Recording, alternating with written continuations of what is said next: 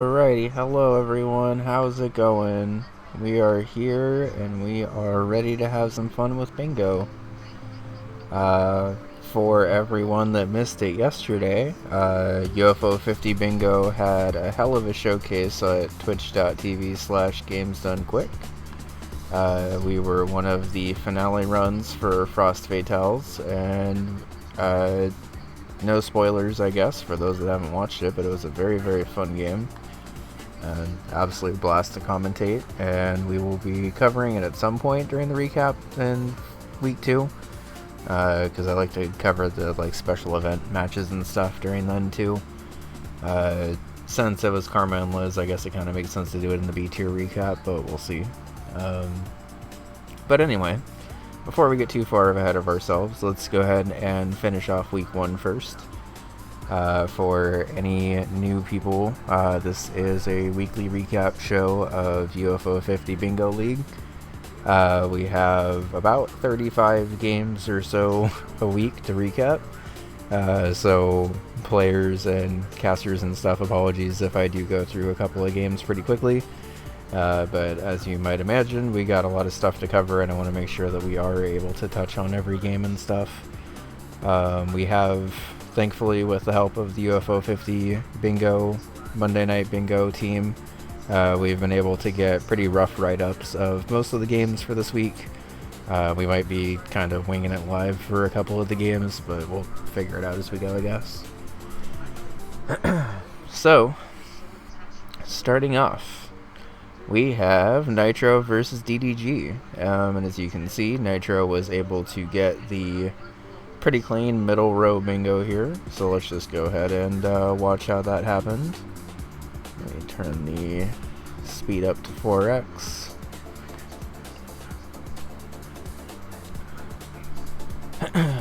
So, starting off on this board, we have a couple of pretty quick goals right away. To be perfectly honest, this middle row is definitely one that can be pushed pretty aggressively. Starting off with a very quick minion max goal, which we do see Nitro go for right away. This minion max goal typically only takes about a couple of minutes or so, and you actually don't even have to get a lot of the shrink potion stuff that you would normally have to get. You basically just need to get through this war book here.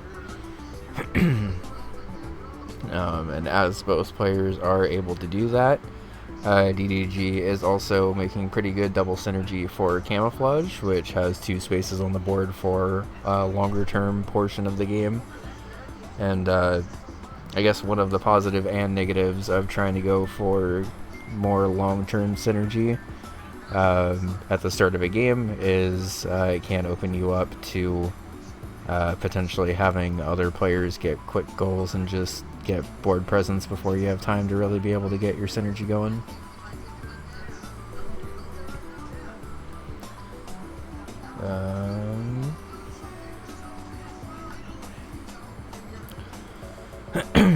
So as Nitro is starting to get the middle row double synergy here by working on Campanella 3 and Campanella Trilogy, we do see DDG pop back into Camouflage to try to get those 2 spaces on the board. I mentioned it during the bingo cast, but a lot of the times when you get one of these faster goals in a game that saves your progress especially, it can be pretty nice to kind of come back and work on it here. But unfortunately, for those that have not played Nitro before, that can be kind of a risky strategy, because Nitro has developed quite a name for themselves in the bingo community for being able to very sneakily work on bingos without the other player noticing. And as we start to see that a bit more here, let's just fast forward a bit, keeping in mind that we are working on Rock On fairly early into this bingo line here. DDG was starting to work on Bushido Ball, but had to have a goal reviewed, which allowed him to kind of get started on his own bingo, while Nitro, according to DDG's eyes could be struggling in a goal is very sneakily just kind of working on goals but not marking them off yet.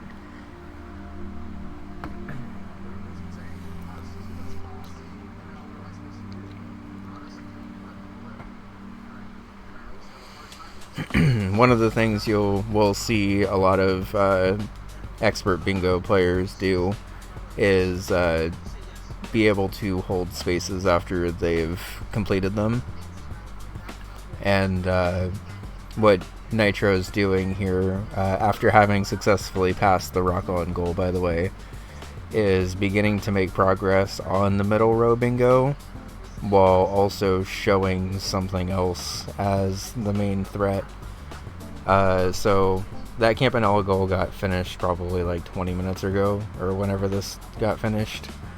But it was basically just holding it this entire time, knowing that DDG was somewhere else. DDG is currently in Vanger trying to get through to a mod. Unfortunately, is actually going for the incorrect mod here, so all of this is kind of going in the wrong direction. But during this time, Nitro is able to start work on that middle bingo and also start to more visibly look like they're pushing for a completely different bingo than they're actually working on.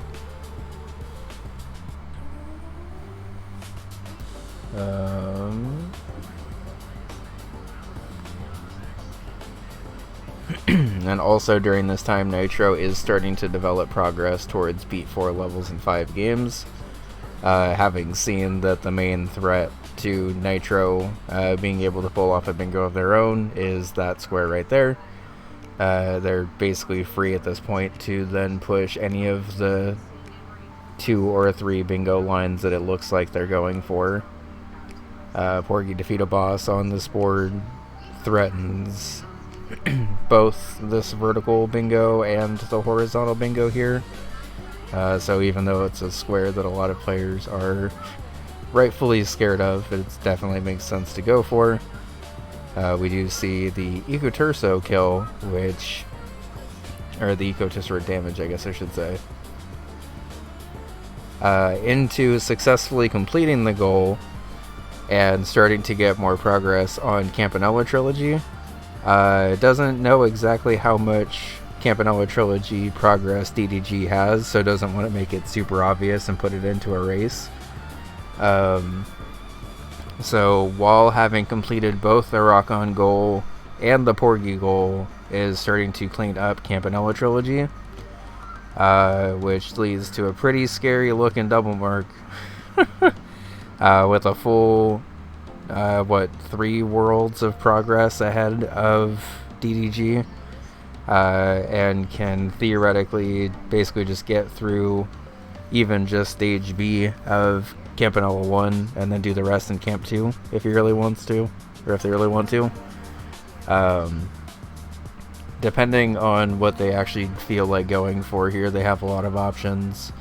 And if you're DDG, you went from feeling pretty comfortable about this game and working on other bingo blocks to suddenly seeing a very terrifying bingo in the middle and not having any clue really how much progress Nitro has towards their completion of Campanella Trilogy. And unfortunately, if you're DDG, that's actually quite a lot of progress. And as you might be able to imagine, Nitro is able to use that advantage that they gained from the double hold into extra progress here to get through the end of Stage C.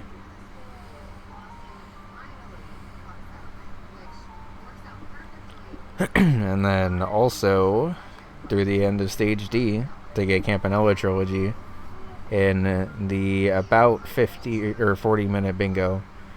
Very, very well played by Nitro. Being able to set up all of the other spots on the board kind of allowed them to very sneakily work on a hidden third bingo that didn't seem quite as obvious to anyone who wasn't watching. But then all of a sudden popped up out of nowhere and was already something Nitro was like 40% of the way to. So very, very well executed. Very fun game. Very well done. And for what it's worth, DDG was also able to get goals pretty quickly here. He was pretty quickly forced onto the back foot and was the victim of a nitro hold, but a lot of C-tier players have had that happen to them, so... Okay. So let me remember to update all 3 things here. I keep forgetting to update the board and the VOD and the ticker, but I finally remembered to do all 3. So the next game of the C-tier recap is Goof versus Smo. Smo was able to pick up a 10-3 majority win in a game that was pretty fun to watch. So let's go ahead and mute Hugh. Get this to 4x.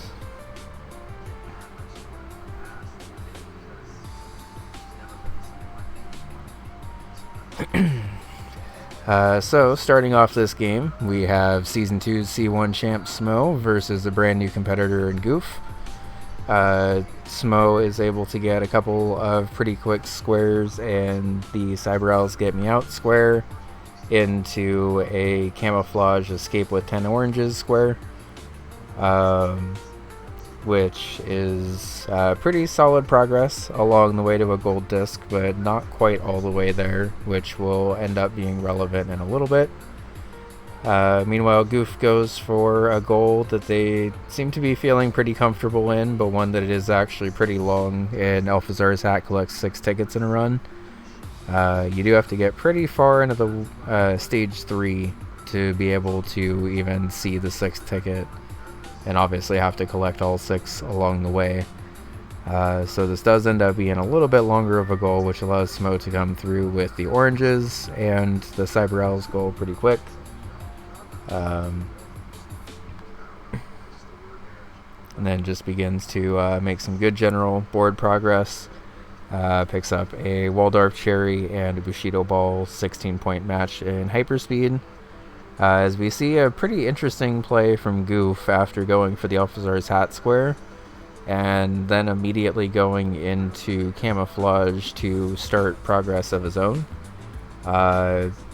As I mentioned in a couple of other recaps now, normally when there's like 2 squares on the board for the same game, and there's like a race between both players trying to make progress in it, a lot of the time if one player marks off the square, it kind of scares off the other player from like really trying to go forward with it. That is sometimes especially true in camouflage, which saves your progress after each level, which means that like if Smo wanted to, she could do exactly what she did here, where she gets like 5 levels through camouflage, escapes with 10 oranges, and then just saves the second half of the game for the gold disc whenever she needs to later.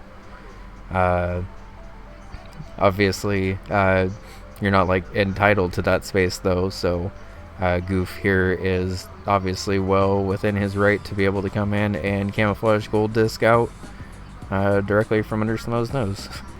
As she gets to chill with 2 party house squares on a board for someone who is extremely comfortable in party house. And we do see a pretty clutch run from here at the end of this party house day. She's trying to beat high or low with maximum popularity on the final day, and already has a setup, I believe, at this point in the game where she is able to theoretically win, but just needs to build up everything. But for those who have played Party House, you know, it gets kind of scary in the final days. Especially when you have an extra goal here of needing to have max popularity. She basically needs to intentionally not win until she's able to boot up to max popularity here, and then needs to win once she's at max popularity. So has 2 days to be able to get all of her star units now. And doesn't get it on that day. And barely gets it on the final day. Party House is terrifying even to people who are exceptionally good at Party House, and that was a very good clean run.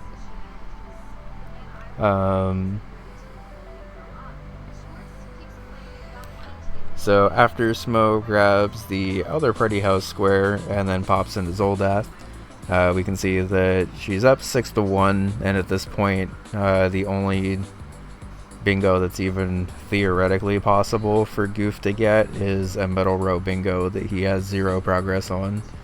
So Spo's pretty comfortably blocking off pretty much everything on the board, while Goof is still in camouflage to be able to grab the surprising gold disc that's actually going to end up paying off for him here. Because as you've maybe noticed, Smo has been doing a bunch of other goals that aren't camouflage right now, which has obviously led to her jumping out to a pretty substantial lead, but also is leaving that camouflage square open for a potential bingo line.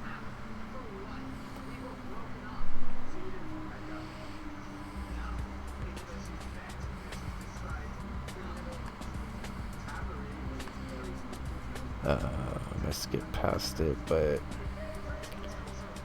a little bit after we were fast forwarding there, we do see that Goof is able to complete the rest of camouflage, complete the final level, and get the gold disc, which is always a relief, especially when you're a caster. You definitely want to root for the player who's been in a goal for a while to be able to just mark it off and take care of it.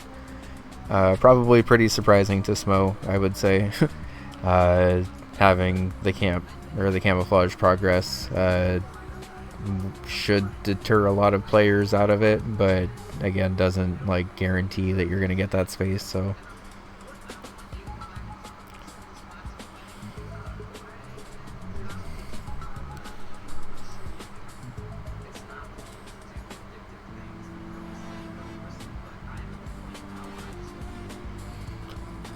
but at this point in the match, both players are pretty much just working on their own goals here until we have some tech issues, and as we start to get back into things, Smo is able to work her way through the combatants very hard, which is not one that you typically see players do relatively early into a match, but can be consistent. And we get to see the very rare combatants 2 levels, with one of those levels being "this is it," which is good synergy because all of the general goals on the season now specifically say on this card. So a lot of the times you'll start to see more underground picks for levels and stuff.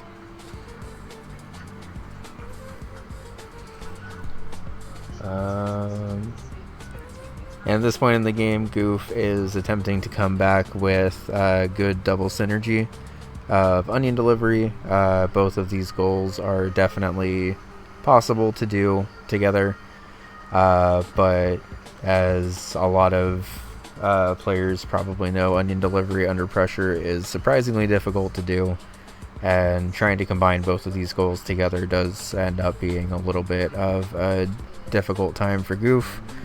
And I think in the attempt of trying to go for both made the goal so hard that it ended up actually taking up the rest of the match, while Smo was able to kind of clean up and grab some other squares as we eventually ended the match. Was it 10-2 or 11-2? 10-3, excuse me. We do, towards the end of the match, see that Goof eventually just goes for the goals individually, and while he's able to get one of them, was unfortunately just ran out of time before getting the other one. But Smo able to pick up a 10-3 match where she had a pretty dominant early lead and kind of just kept marking off spaces as she was able to do them. Goof having a little bit of a tough time with that double synergy and onion delivery, and still a very good first game overall, but the death loops are definitely pretty tricky to overcome in the middle of a match.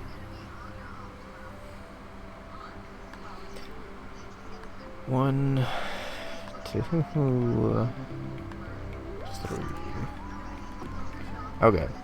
Finally getting in the groove of actually updating this stream correctly every time, I think.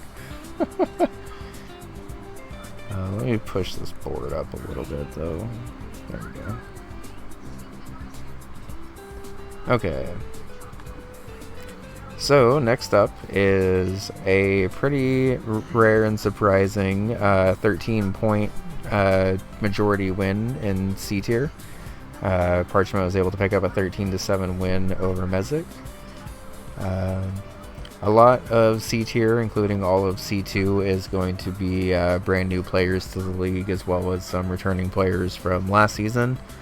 I believe all of C2 is actually brand new players, and then C1 is a mix of experienced C tier players and a couple of brand new players as well. So, pretty exciting always to see the matchups between like new players and old players and stuff. So.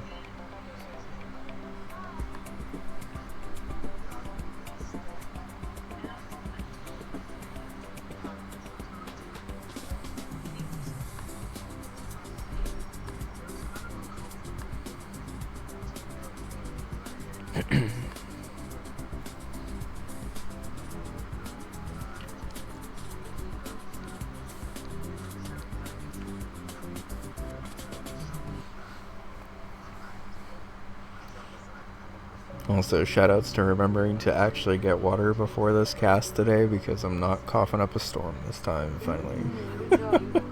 Thank you. Vex, thank you very much for your donation yesterday and for your subscription today. Hi, Vex. I tried to say thank you during the cast, but they had the casters a little quiet when they were reading off donations and stuff. So I don't think you actually got to hear me, but thank you very much. It was much appreciated, and I'm just glad that it went well. Karma and Liz did great, and honestly, Skousen and I, despite that being our first time casting together, bounced off each other pretty well, I would say, and definitely looking forward to our matches in the future. And actually, on a related note, Liz and I actually have a match this week in week 3, so I will be playing Liz Star at some point this week, and I'll let y'all know when that happens. I'm pretty excited about it. But getting into the Mezek Parchment match, we do see some pretty good early triple synergy from Mezek here, going for Mooncat, while Parchment just pops into a pretty quick and safe Seaside goal that also gets them a gift. This theoretically is some Mooncat route where you can just have one very fancy Mooncat route to be able to destroy enemy types, get a gift, and then start to work on 2 eggs. But unfortunately, due to the exact route that Mezek ends up taking here, we actually see, in my opinion, one of the hardest rooms in Mooncat, this room with the green shooting down turret spiders. I think this is the only room these guys are in, and in my opinion, that's a good thing, because these enemies are really hard to dodge. And we do see that Mezek gives it a very good try here, but pretty understandably just backs out after a certain point. It does unfortunately mean that we don't get the gold disc, and also don't get the progress for the very hard, but was at least able to pick up the first Mooncat goal. Vex says hi also. Hi. Do you like these light pink with the bows? Or lighter pink with the bows and the keys and the hearts? How about I get one and you get the other? Well, I don't think we can afford both. Oh. Well, let me see. Because I would like short shorts too. Let me see. Because we do have my birthday coupon as well. That's $10 off. That's true. There's also these ones that I have in my cart already.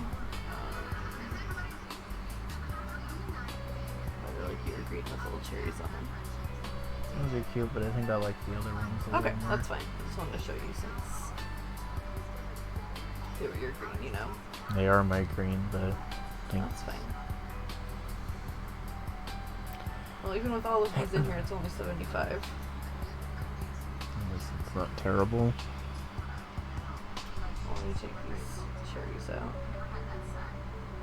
All of these underwears are only $3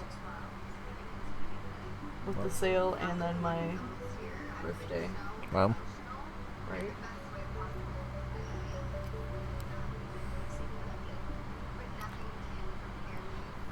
So getting back into this match, we basically just missed both players bouncing around the board for some quick goals before Mezek gets back into Mooncat here. We've seen Parchment in a bit of an extended play for tactics, but one that's actually going to work out pretty well for War is Bad. For those that don't know, the general goals that have like names like that, last season used to be a combination of like you had to play these specific games and beat like certain levels in these games. And in Season 3, it's just beat any 9 levels for this one in Tactics, Avianos, and Combatants.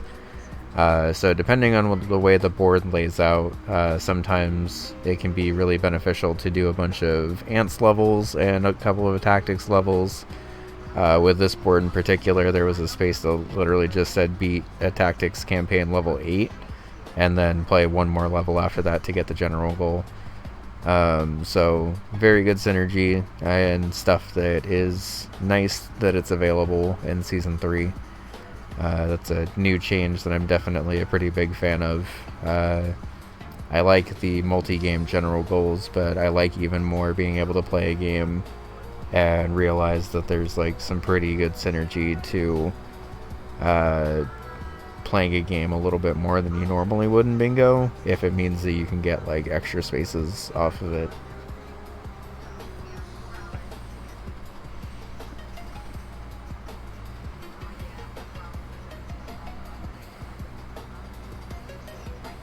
I'm sorry, look at the amount of discounts on this. Oh.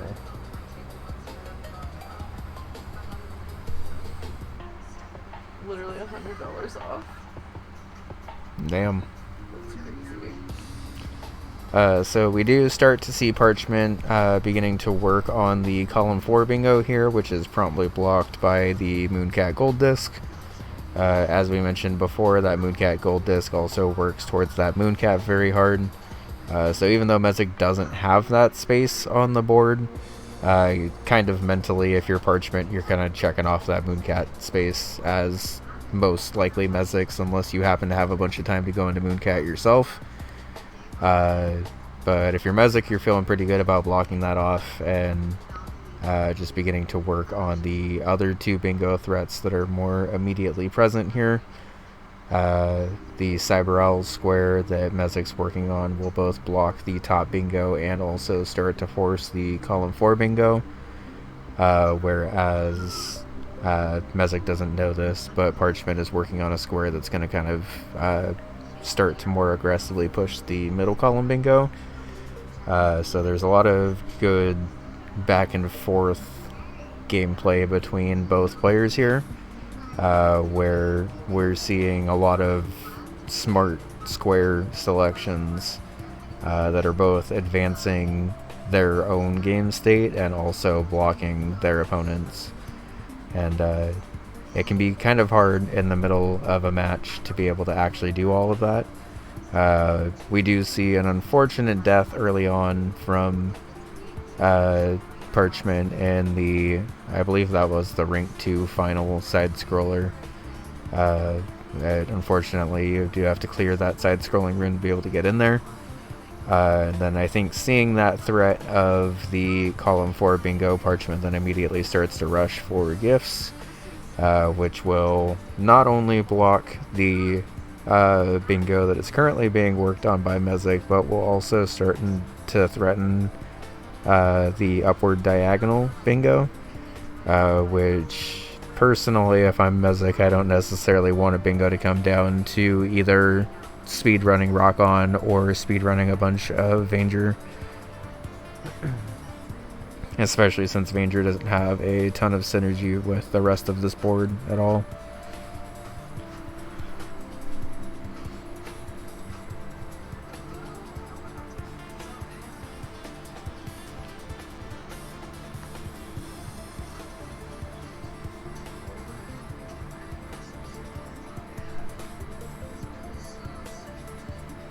But after making a little bit of progress in Block Koala, we do see Mezek kind of go back into Mooncat to try to cash in on the very hard, especially after seeing Alphazar's hat marked off.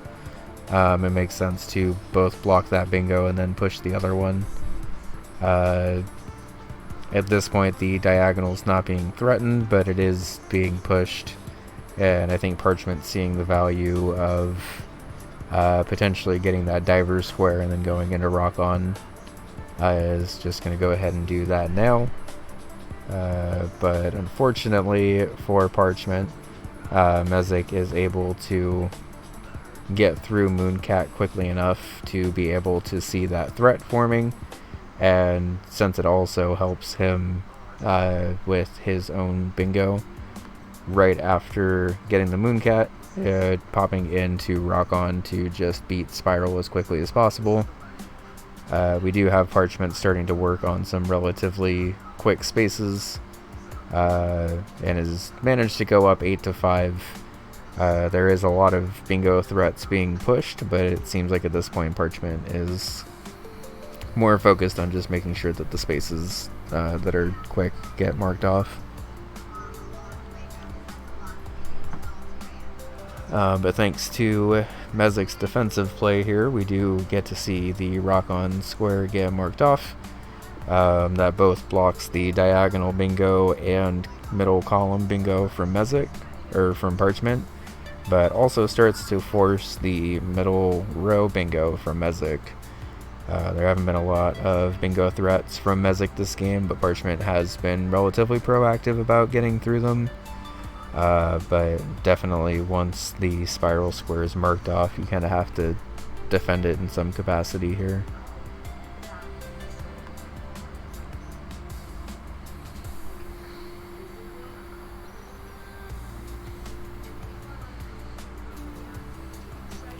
But Rock On gets marked off, and we eventually see a Cyber Owls play. I think this is for defeat 2 bosses, so I guess not really super threatening the middle column or the middle row bingo. And interestingly enough, Mezek also doesn't push the middle column or the middle row bingo. Admittedly, this is a pretty tough board for cherries. I guess if you're Mezek, really all you have to do is get the Mooncat cherry and then something else, on account of already having 2 of the 3 eggs there. But consistently getting even like the Bushido Ball cherry, for instance, can be kind of tricky. So definitely don't fault players for not being able to get that right away. And while I'm personally okay with Pin Golf, I definitely understand that it's not like a bust out on demand cherry game for everyone, so definitely don't blame players for having a bit of trouble with that. But it was a little interesting in my analysis to see that bingo pretty aggressively pushed and then left to sit there for a bit.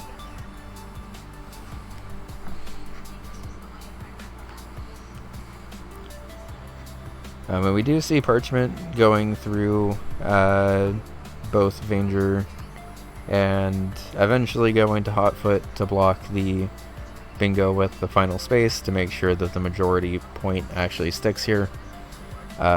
We did get to see that Parchment did bank a little bit of progress in Vanger, just in case they needed a 13th space. But being uncontested in Hotfoot, they're able to grab that as space number 13 and pick up the 13-7 win. So a very well played game by both players. They both did a good job of blocking each other and then forcing their own stuff and forcing their opponent to react. And Parchment just had a little bit more time, I think, to grab the quick spaces while also playing defensively, while Mezek was sort of stuck being defensive in the second half of that game. Alright, exit, delete. And then I guess actually check that the board's lined up on this specific layout. Okay, it's not. So we'll just edit it live for this one. The board link that I got for this match specifically was kind of off, so apologies that the window is off size for this one. But next up we have Sleepy versus Fire Lion. Another pretty aggressive column 5 bingo, of which we saw a lot of those last week and this week.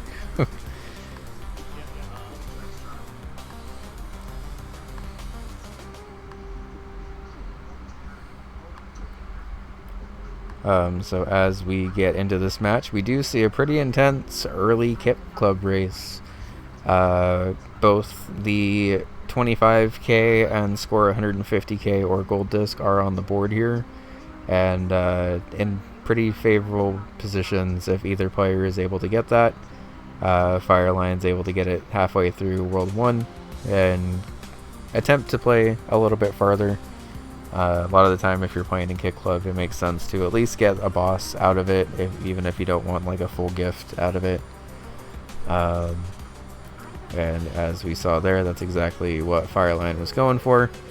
And as we already are 3 minutes into this game, you can start to see the column 5 starting to form, scoring 25 or 20k points in Campanella 1. Normally means you're playing about halfway through World 1, or World 2, excuse me. Sometimes if you're a little tougher to find points, you may need to play like all the way through World 2. But especially on a board like this, where it makes sense to score 20k points in Campanella 1 and then defeat 8 bosses, you're normally going to play through as much as you can to rack up bosses. With both Kit Club and Campanella 1 on the board. This is a pretty fast board for bosses if you're good at the action games. And even though Sleepy does spot some good synergy here with double divers and being able to purchase the God Blood and open chests that don't have money in them, unfortunately with the faster pace of the Fire Lion synergy here, Sleepy's unfortunately not able to super cash in on that as much. We do also start to see Fire Lion bank progress just in case that column 5 bingo gets marked. A lot of times when you're in a match, you sometimes just want to make progress on an alternate line in case you get blocked so you don't have anything. And while we do have some additional good synergy here from Sleepy to try to collect fuel tanks in Porgy and bank progress in Metroidvania, it's again a bit longer of synergy, while we see Fireline blasting his way through Valbrace to complete the gem puzzles. And as Sleepy is a little locked in on Porgy, perhaps not respecting the bingo threat, while Firelion is popping into the game of week 1, Quibble Race, to win some bets. Even if you're not super comfortable in Quibble Race, this is a goal that you can just eventually fumble your way to, I would say, because all you really have to do is just place winning bets and sometimes block stuff.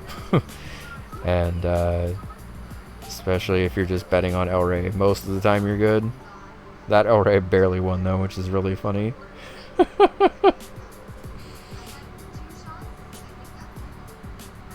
Shoutouts to not even being sure if you won, because it can sometimes be hard.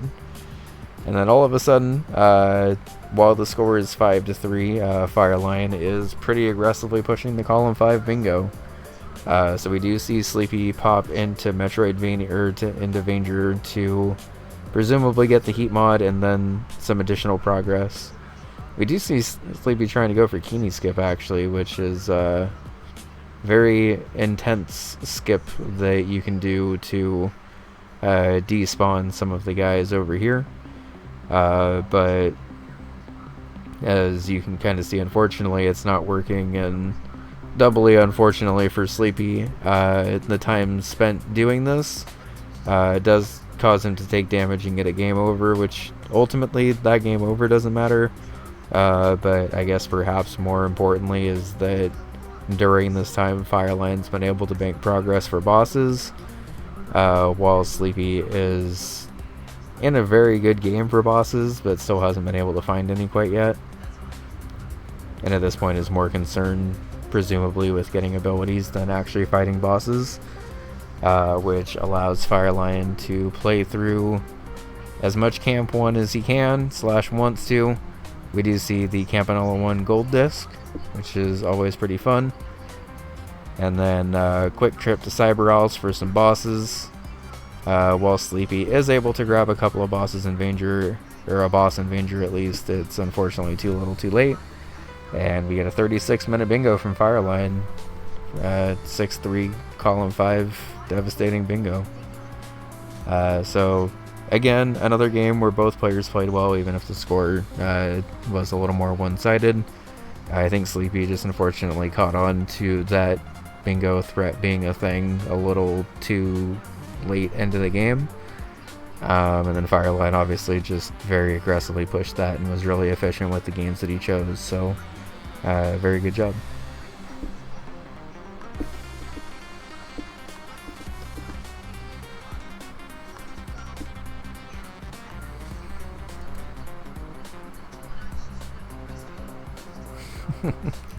Hi Zachary, how's it going?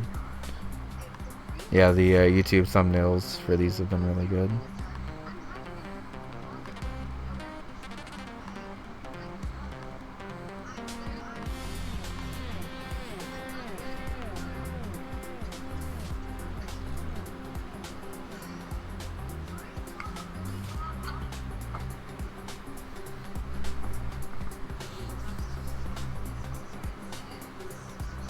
Okay, cool.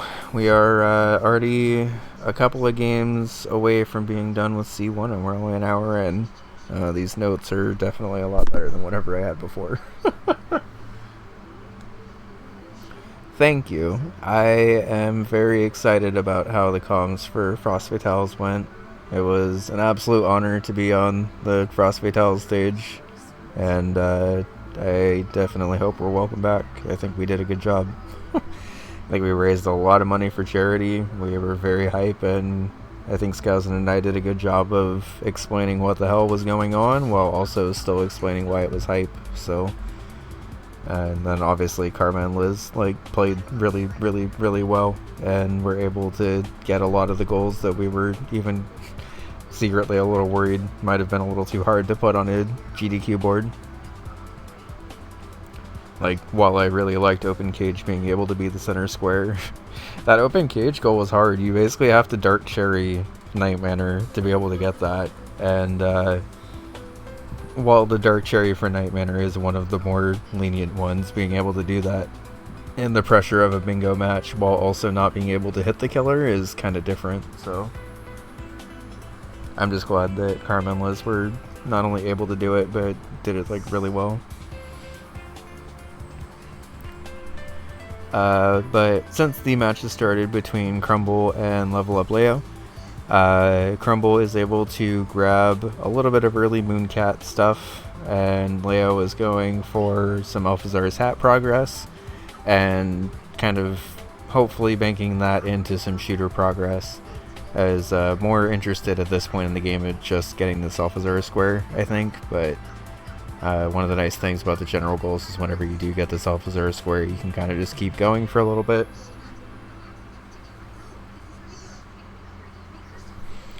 Yeah, we were a little nervous that the fail condition on it would have been a little intense, because obviously there's not much we can do as commentators to massage there is a failure and we gotta start all the way over. The game just makes it start all the way over. But Karma didn't even really get close, honestly, so that was really cool to see.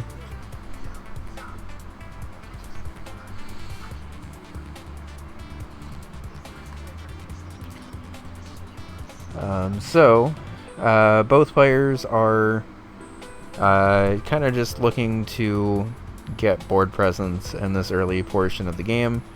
I believe this is both players' first official league matches. I think Crumble was in one of the off-season leagues, but wasn't in Season 2, if I remember correctly. And I know Leo's for sure new. But we do get to see a goal that showed up kind of a lot in Week 1, surprisingly. And even as a pin golf fan, I am surprised at how hard this goal is.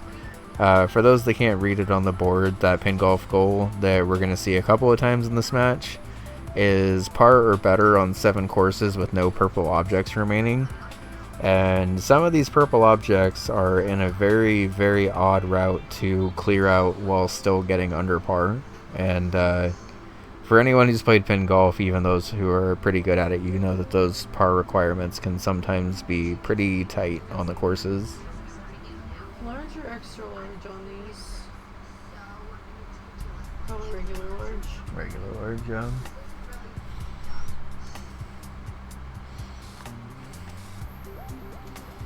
But we do eventually see Leo just settle into shooter. I believe there was a point where he cleared Alfazar's hat stage 1 and just ended up kind of dying along the way. Meanwhile, we do see Crumble playing one of my personal favorites of the collection, Warp Tank.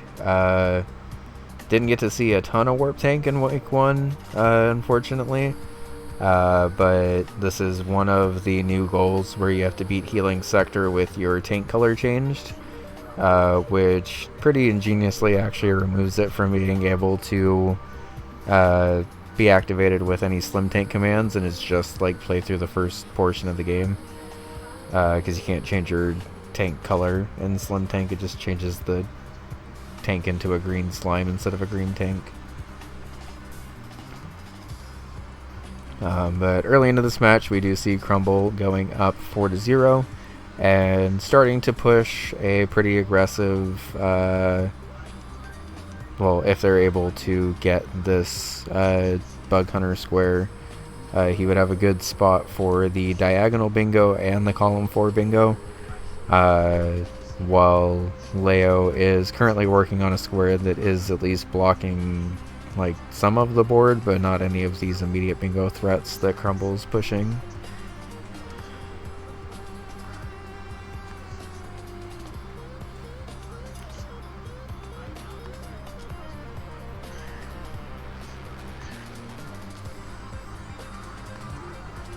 But failing to grab the Bug Hunter square does pop into Mortal 2 to grab another quick square, while we do see Leo's first square of the league marked off in Shooter, which is pretty cool. Pretty exciting first square to get, I would say, because it's not always super common to get just the general goal right away.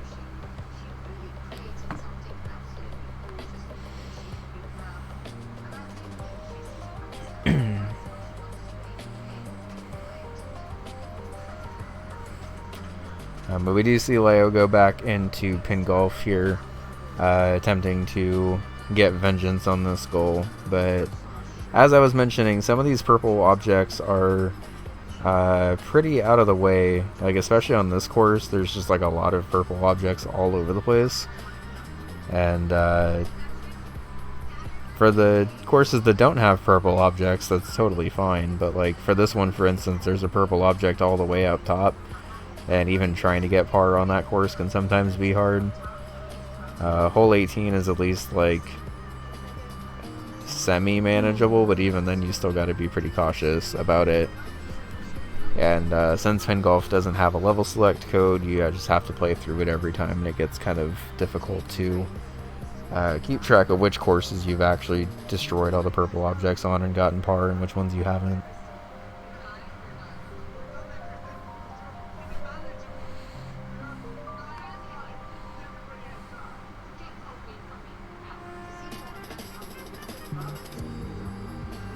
So as we get a little bit farther into this match and go up 6-2, Crumble is at this point vaguely threatening this bingo, this bingo, this bingo, and has like potential lines in this bingo, and this bingo, and that one, and that one. So while Leo has done a good job of getting some spaces on the board to at least block some of it. There's still, unfortunately, a lot for him to have to block here, which kind of just gives Crumble free reign to go for whatever squares that either of them wants to go for. As we progress into the match, we do see a little bit of a struggle on Crumble's side from the Demolition Square. Beat 5 rounds, destroying all demons and villagers each round. Again, a pretty tricky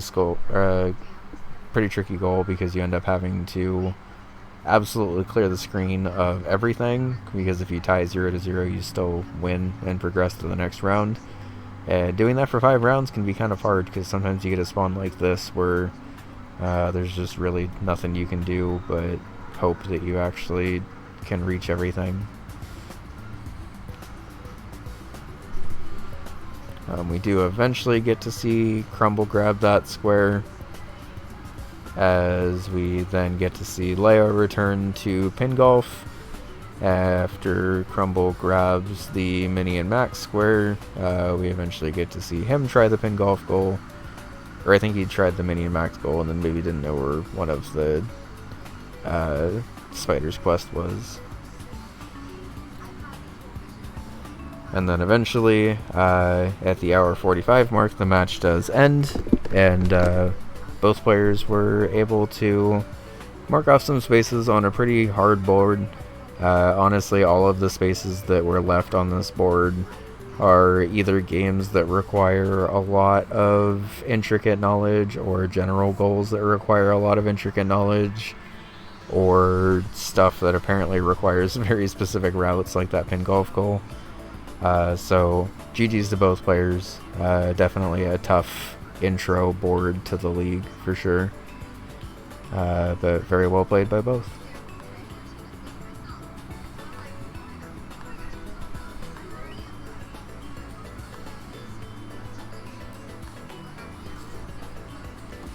Okay,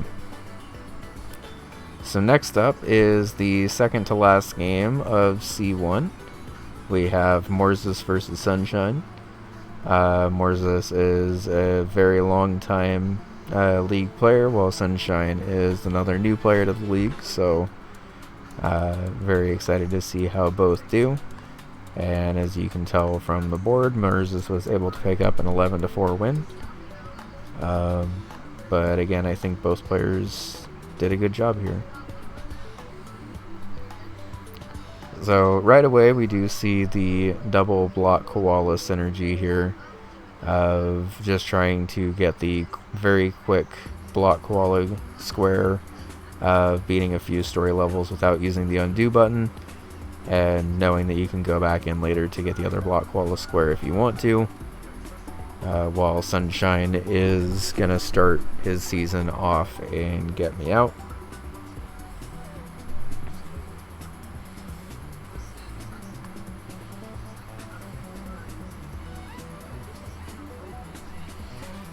And then we do get to see some pretty nice board rating from Morzis here, as she goes for the triple synergy of camouflage. There's a square to escape with 5 babies, there's a square to escape with 10 oranges, and there's a square to escape with 2 out of 3 collectibles on specific levels. So if you happen to know the camouflage cherry route, this board is like a dream for you, because you can basically just do the cherry route on those specific levels as well as one other one. Unfortunately, it is level 14, which even for camouflage cherry runners is one of the more difficult levels to do it on, and level 11 is probably the second most difficult level to do it on, I would say, because there's a lot to pay attention to on this one. But while Morzis is working on that sweet triple synergy, Sunshine is beginning to start to work on what he thinks is a potential column 4 bingo. As we can see from the other side of the screen, Morzis is working pretty hard to block that right now, and eventually is able to mark it. So shoutouts to being able to get all of that board synergy at once. And given the layout on the board, while it is 4-2, which score-wise is a pretty reasonable deficit to come back from. Seeing a triple mark from your opponent as well as all three of those squares being kind of right next to each other puts you in a pretty awkward situation if you're Sunshine, because the one bingo line that you were directly threatening is blocked, and most of the other bingo lines that you could have worked off of for one of those spaces is also blocked, and also Morzis has like at least one bingo actively working on her end as well. So I think at this point just trying to grab the space that is possible to complete in that time. We do almost see a fully maxed out house in Party House, by the way. Shout out to Morzis for almost showing off the UFO in Party House. That's a pretty rare sight. Speaking of a rare sight, we get to see Rock on Island in bingo within the first like 20 minutes of the match. Granted, it is beat initial encounter, but I think even with this goal, people can sometimes get a little scared off of it, despite it being really quick.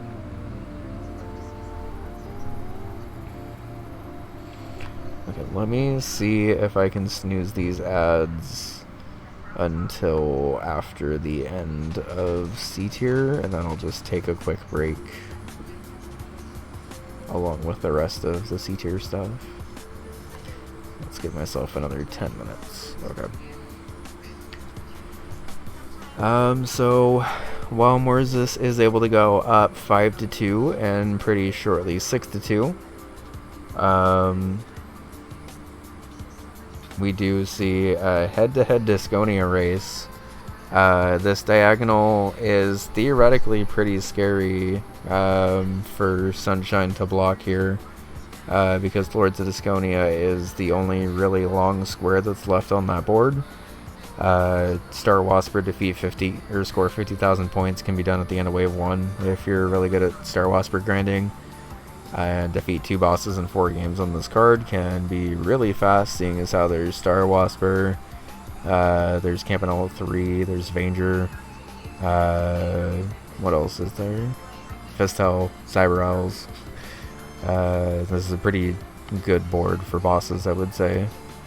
I guess after that point you're probably playing Rock On, but even if you're Morzis, you already have one boss in Rock On, so that wouldn't really be the end of the world, I would guess. Obviously not an ideal one, I guess, but...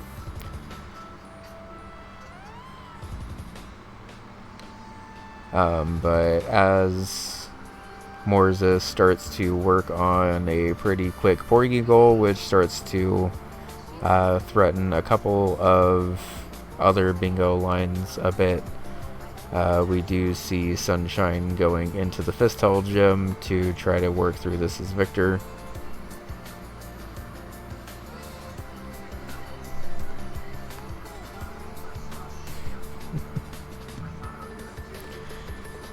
And up 8-2. If you're in Morzis' position, you're kind of just figuring out either what bingo line you want to go for, or if you want to just grab quick spaces and threaten stuff even more. If you're Sunshine's spot, you're kind of just going for spaces that you think can block the most stuff as possible right now. And at this point in the game, both players kind of do just play their defensive outs here. We do see Sunshine working through a little bit of Party House to be able to block with Amy, while Morzis, up 10-2, is beginning to just push whatever bingo line she feels most comfortable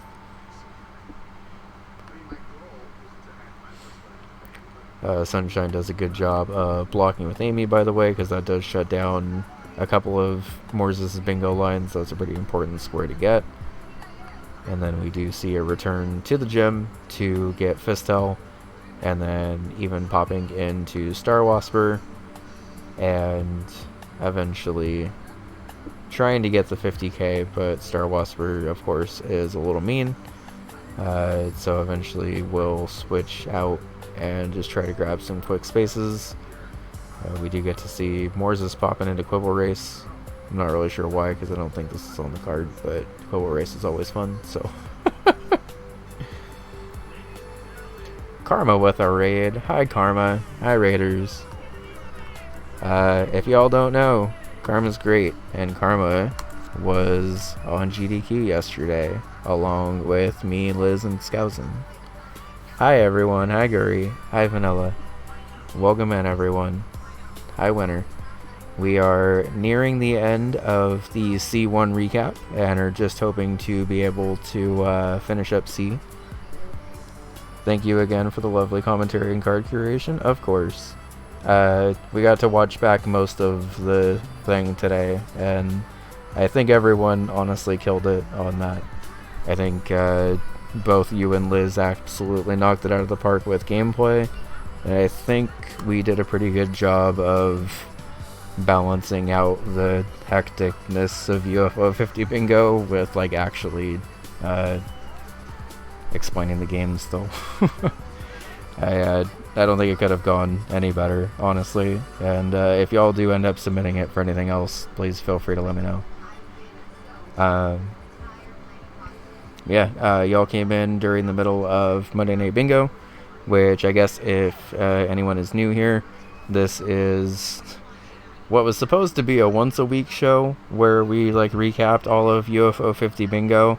And then Season 2 and Season 3 are having like 30 plus games a week, and that quickly became not possible. So we've, at least as of right now, decided to do this closer to like 3 times a week, where we're going to do both of the A tier games each week for each player, and one session, all of B tier in a session, and then all of C tier in a session. And I think that ends up being better, because I think that means that we end up getting like closer to 2.5 hour to 3 hour videos for each. We do also have a team of scouts, of which Zachary and Winterbit and Karma and a couple of other people are on. So if you happen to watch a lot of UFO 50 Bingo and want to help out with the like production side of this stuff, basically I take a lot of the notes that players have been able to write. I say this as Morzis is doing all the mini games in Camp 1, by the way. But we have a bunch of like written game summaries and stuff that I use for these weekly recaps, so if you happen to be watching a game and want to throw those down, we do have a thread in the Discord for that too. And I bring all that up because at this point in the game, up 11-4, obviously there's only a couple of minutes left, so Sunshine's just trying to mark off any spaces he can.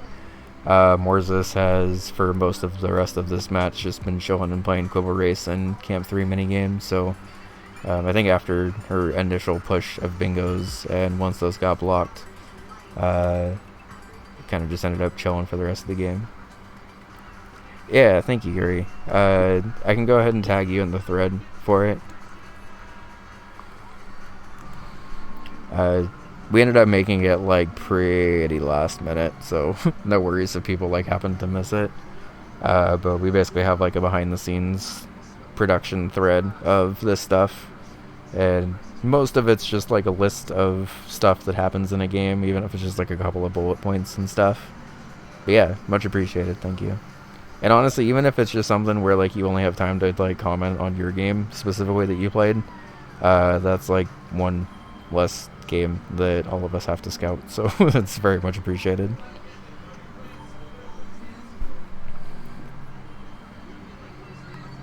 Cool. Yeah, I'm glad I said something then, because if this seems like it's up your alley, more power, because we definitely need all of the help that we can get for that, so thank you very much. Okay, so I guess speaking of the recaps, this is actually the first game of the season that got a full recap. Vanilla versus Thumpus. This was a pretty fun back and forth game where Thumpus was able to pull out an 8-7 win over Vanilla. Interestingly enough, nothing in this top row was claimed, or I believe even looked at in this game. But every other square was pretty aggressively going after.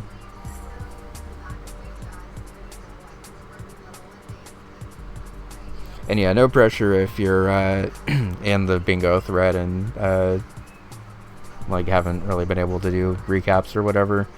Obviously it's helpful, but it's also more helpful if you're like not burning yourselves out on the league. So if you're able to help, by all means, please feel free. But like, even if you're in there and only posting about like your specific matches and stuff, like that helps way more than I think people maybe expect at first glance.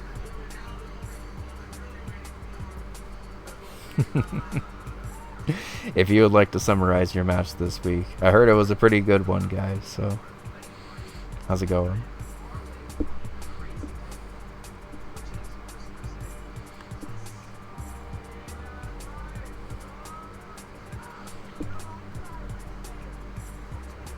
So this is an interesting game because while I'm fast forwarding through all of this, you may have noticed in some other recaps, there's a lot of like really intense head-to-heads that end up deciding like the factors of a lot of these games. This was an interesting game because it was fairly early into the season, and I think at this point both players were more interested in just kind of settling into their own goals and working on stuff. So the theme of this game, honestly, is just players kind of chilling in their own games and doing their own thing. Both players pretty much just go back and forth on goals this entire game. Neither is super aggressively pushing bingo lines, but also is like still being mindful of their opponents attempting to build stuff. As we start to get a little bit farther into the game, we do see Vanilla already immediately popping into Valbrace to both block this bingo threat and also start to push a little bit more of the bottom row threat. And I think seeing that already, Thumpus is using their caramel skills to both get through this without the camera and also advance shooter along the way. With Teslans being on the card, caramel levels are actually pretty good to get through with shooter because the orb showers also count, and those are pretty quick levels overall.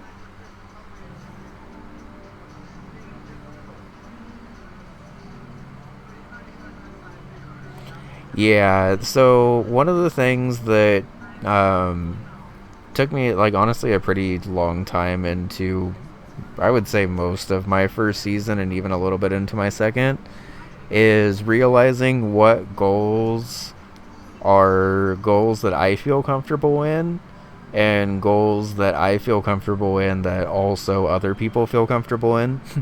Because one of the first things you'll start to notice as especially as you start to get up into the higher tiers is players are just kind of good at everything, so at a certain point it kind of just becomes like almost an optimization test of like, is it worth it for me to go for, say, this quick Waldorf square that's going to take like a minute or two but is also very likely going to be a game that my opponent's in? Or do I just go for a square that's going to take a little bit longer that I know I can do that I don't think my opponent's going to be in? And a lot of the time you end up doing the thing where you're like, well, I might as well race them first in a game that I think they're going to be in, and then push my advantage to later in the game, where if it comes down to it, I feel a little more confident in a race in that. And the mind games of being in the middle of a match and actually deciding to go for squares when you need to go for them is definitely something you start to feel out more the more you play against other people. And like, honestly, even having been in the league for like 3 seasons now, it's still kind of something I'm feeling out in most games, to be honest.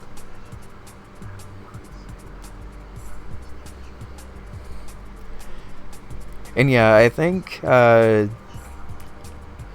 bingo blind spots, I guess, for lack of a better way of putting it, I think the bingo blind spots of players is also, I don't want to say something to keep in mind, but it is something to at least, like, I would say at least know your own limitations a bit more.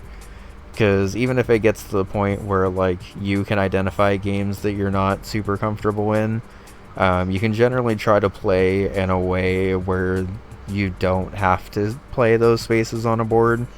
Like, sometimes no matter what, your opponent just like rushes a bingo line and forces you into a game that you're maybe not like super comfortable in. But a lot of the times you'd be surprised where if you just suck it up and play a goal that's maybe a little bit longer and a little bit like not your immediate favorite game, but not one that like you are terrible at or whatever, you can normally try to navigate your way around a board where you can kind of play around your weaknesses a little bit more. And then if you bring it to even footing with your opponent, it kind of just comes down to playing better in games that you're more comfortable in and stuff.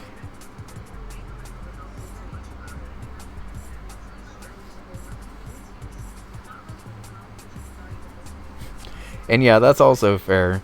Once you reach the point of knowing that you're being baited into a goal, you can always just say, nah. Like, if you don't think your opponent is actually, like, gonna go for a goal in a line, call them out on it. I've had that happen to me on both ends of it, and sometimes it works out well.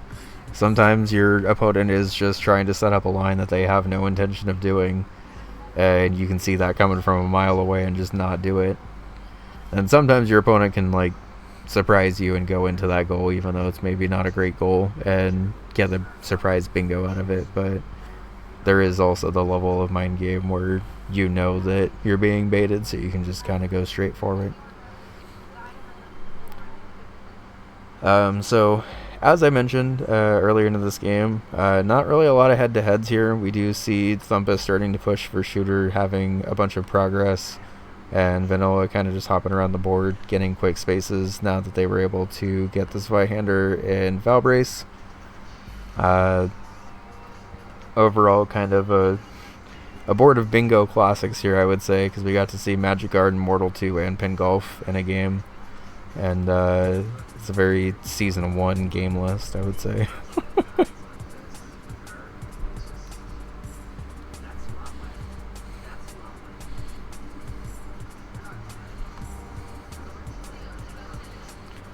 But pretty late into this game, we're an hour and 20 in, and as you can see by the score, it is tied 6-6.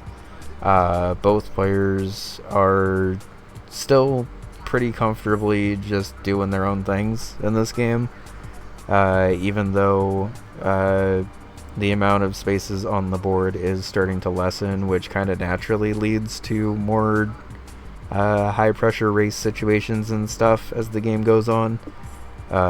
We are still seeing both players kind of just sticking to their own things, working on goals that they know they can do in the time limit and just trying to keep the advantage.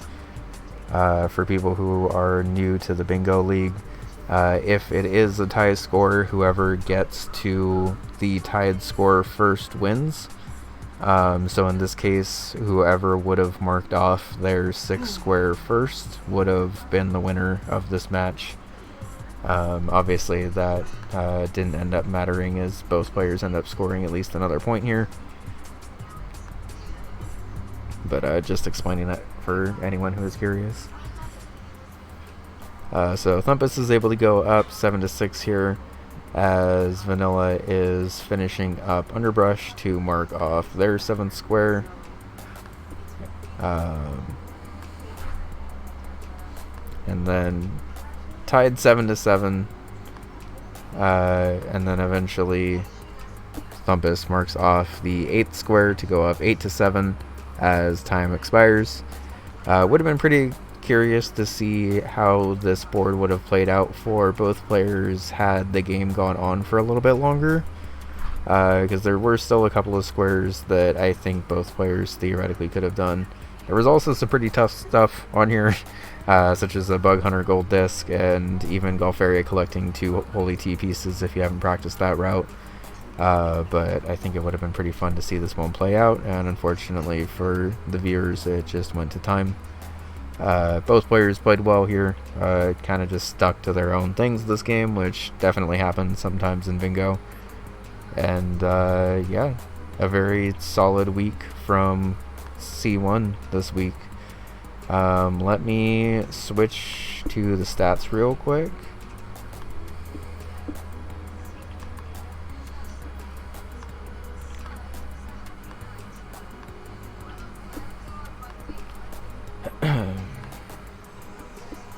Okay, so for those that haven't seen it, these are the game stats of this season. Basically, courtesy of Frank's game data that has any stats from games with a link to VOD on UFO50.bingo. We have every single goal that's been completed through week 1 and week 2, along with a timestamp of how long it took, the player that marked it off, the game that was gone for, and the difficulty of the goal. So we are able to see at the end of week 1 / kind of most of week 2, general goals, unsurprisingly, are far and away the most important thing to know this season. Almost 10 times more valuable than the second place thing. Obviously, generals showing up on every board and having 5 of them on each board, and also having a bit more consistency on which generals are showing up this season is definitely leading to a lot of players just blasting them out anytime they're on the board. Bug Hunter reigns supreme as the top game in terms of goals completed this season. But we do have a pretty surprising, but I guess also not super surprising, Hyper Contender and Barbuda as second and third place. Definitely 2 pretty quick games, but ones that are games that I personally don't think of as like the bingo games and stuff, because to me that's like Mortal 2 and Pin Golf and stuff. But shout outs to Goal Balancing this season for being really good and getting some new games up there. Quibble Race is now in the top 10 of goals completed this season, which I think is hilarious. Quibble Race Renaissance is real. And then, as perhaps expected, Avianos is still at the bottom, along with Combatants, Zoldath, Tactics, Star Wasper, Ninpak, Overbowl, Blockwalla, Pilot Quest.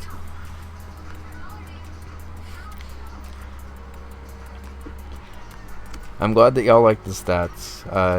I just linked them in the bingo chat today, and it sounds like Skousen's actually gonna take a crack at seeing if she can bust these stats open and get us some even more intricate numbers and stuff. Well, and that's amazing, because it's like, you can tell you're not going crazy just thinking that Quibble Race is everywhere. There is actual concrete proof. Well, and not only is there proof that it's everywhere, there's proof that people have been practicing their Quibble Race. Because Season 1 and Season 2, straight up, people were not playing Quibble Race unless they absolutely had to.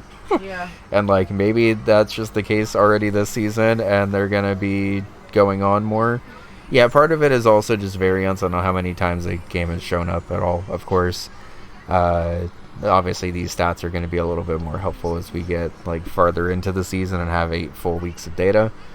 But I love data. Yeah, but I'm excited because I think this is the first time that we've had the stats like live during the season, which I think means that we should be good to kind of keep up on it pretty well.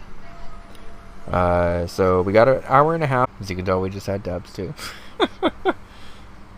We are back for the C2 tier recap. I just realized we were 1 behind on the ticker, but that's okay. We have a couple more games to recap before we are officially through recapping week 1 of a very exciting opening week of UFO 50 Bingo. Thank you everyone who has helped make that a reality through casting and playing, and just everyone who has helped this league grow. So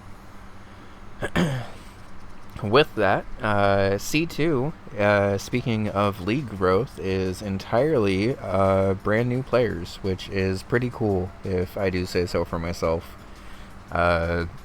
We're always looking for people who have played a little bit of UFO 50, played a lot of bit of UFO 50 to join the league. And while we've had, like, obviously sprinklings of new players in the upper tiers, having an entire tier of brand new players is really, really cool. So getting into the league, obviously everyone in this tier is doing their first ever game of league play today, or in this pod recap. Starting off with Eden and Flannel Cat. Cat is able to pick up a 13-5 majority win, which having a 13-point win in week 1 of the C2 tier is definitely a very dominant performance overall. But a pretty good back and forth game as well here. So getting into the game itself as I scroll down into my notes to get to this game. So Eaton starts off the match by seeing good synergy with Valbrace to hopefully get up onto the board with a quick 2-0 score. While Cat sees good longer-term progress here. Vanger only directly helps one space, but it also indirectly helps a couple of spaces on this board. And it's not always obvious, especially in your first ever game of League play, how helpful some games like that can be, because even when you're viewing them as a caster, like Vanger sometimes doesn't look like an amazing game. But then you realize it helps with the multi-mod square, the 2 bosses square. It's a really fast gift. It's a really consistent gift, and fast bosses and consistent bosses. So you're like, even if you're dying, you're not losing like a lot of time. And even if you're taking like good safe strats, like you're really not like wasting a lot of time to navigate around the world or anything. And yeah, so as we get a little bit farther in, just a really good opening back and forth game between both players. We do see Cat dip into Pilot Quest to be able to work a little bit on there, while Eden starts to make the Valbrace progress. The nice thing about the obtain this Vihander goal is it doesn't really start until floor 2, so you can come back to that and just save your progress for later in the game when revealing that extra space is more helpful.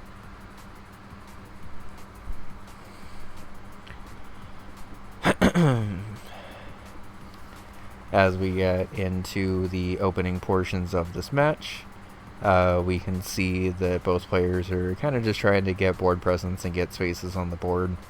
Currently, Eden is more directly threatening a bingo with the column 4, or the row 4 that she's starting to push. And Cat will be pushing a row 5 bingo, as well as some other stuff. Both players doing a good job in this early game of identifying quick spaces and being able to execute on these. So even though even though we're in what is supposed to be in the lowest tier, having a 3-3 game at the 27-minute mark is a definitely sign of like 2 strong competitors that definitely know their way around UFO 50. And as we get into a little bit farther into this game, we do get to start seeing Cat cashing in her synergy for defeat 2 bosses while also just getting a bunch of spaces on the board. I haven't mentioned it very much, but all of the spaces the Cat is going for, Fistel, Campanella, they're all requiring her to beat 2 bosses anyway, which very naturally lines up with a pretty strong center square. And like, even though the center square at this point in the match doesn't do like a ton for actual bingo lines or anything, just being able to get a square for free while doing other squares on the board is always something to look out for if you're a bingo player. C2 got hands, it's true. And after last season, I know firsthand not to underestimate C2, because C2 did a lot of really cool stuff last season. And I'm definitely expecting to see similarly in this season. I also personally think that C2 is really fun to watch because it's typically the tier that we see the most player growth in. So like, it's always fun to watch these like early matches and see how everyone does, and then compare it to their play even like a couple of weeks from now when everyone's obviously seen some more bingo boards, and maybe even if you haven't like had time to practice, you've at least gotten practice from like playing games and stuff more.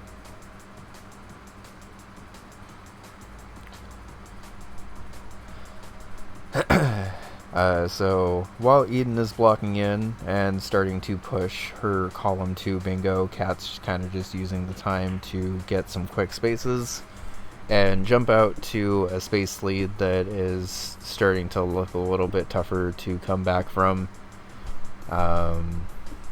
We again get to see a lot of very good boss synergy and just picking up some quick stuff.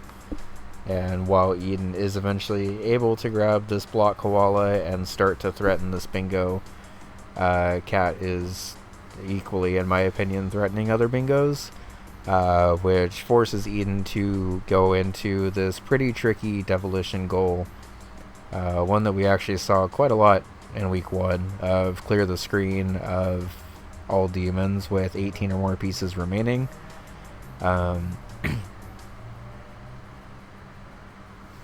Hi Flannel Cat, how's it going? Yeah, we are just getting into the recap of your match. It looks like it was a pretty good one.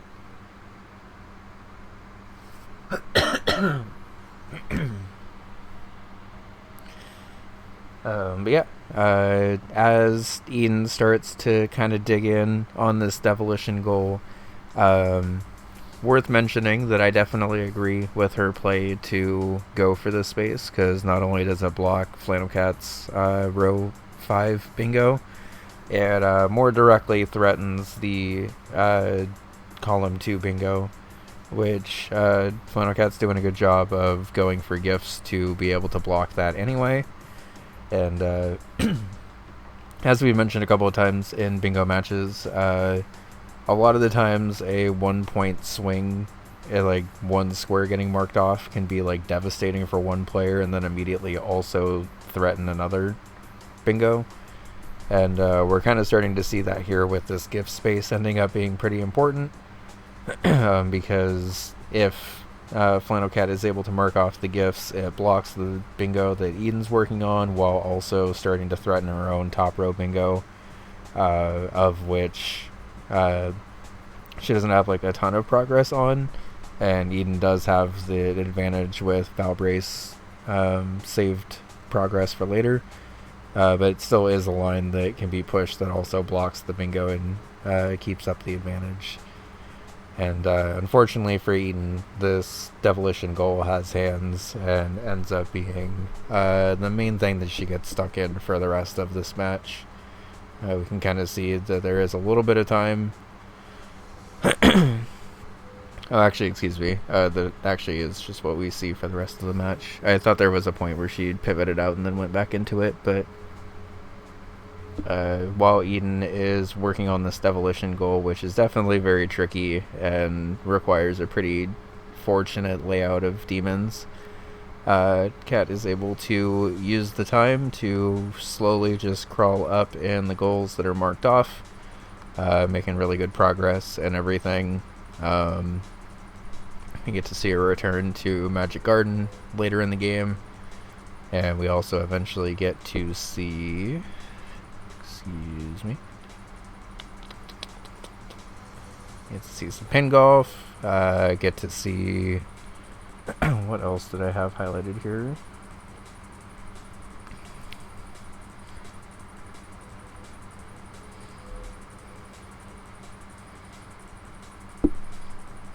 YouTube doesn't love when I skip forward when I'm also playing 4X, when I'm also playing something else in the background, which like seems kind of obvious, but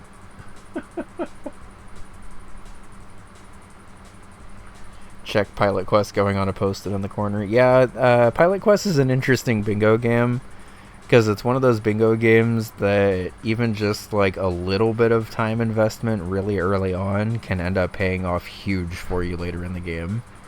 And a lot of the times it can be kind of hard to justify going into Pilot Quest early on when there's like other fast goals, until you're in like a 12-12 situation where all of the early Pilot Quest progress that you've started allows you to go into the wild zone like 3 attempts earlier than your opponent does. It's a really interesting bingo game that, quite frankly, like even I still don't go into as early as I need to a lot of the time. But is one that is definitely really interesting to have in the background. Just the dynamics of a game that allows you to get progress while you're working on other stuff is always pretty helpful in bingo.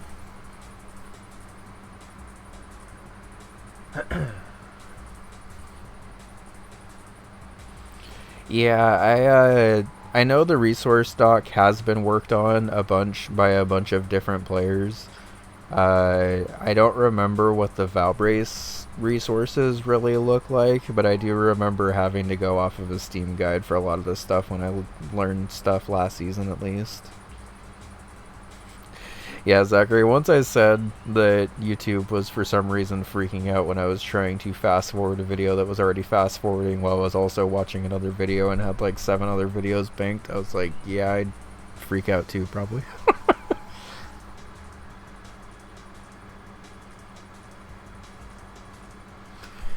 And if it makes you feel any better, Flannel Cat, one of the cool things about bingo, and something that I'm still doing every week, is always just having like a couple of goals on the board that you've maybe not practiced to death that you get to figure out live. And sometimes those goals are really hard and really knowledge heavy, and you gotta like go back and do research after, and the learning is fun too. Or sometimes you just bust it out and you're like, okay, that was not that bad and pretty cool. But even as someone who spent a lot of time researching and stuff last season, there's like only really so much preparation you can do for bingo before it just kind of comes down to getting lucky and winging stuff. So definitely don't like feel bad if you have stuff that you don't know, because especially being in the new player in the league, it's a lot to learn.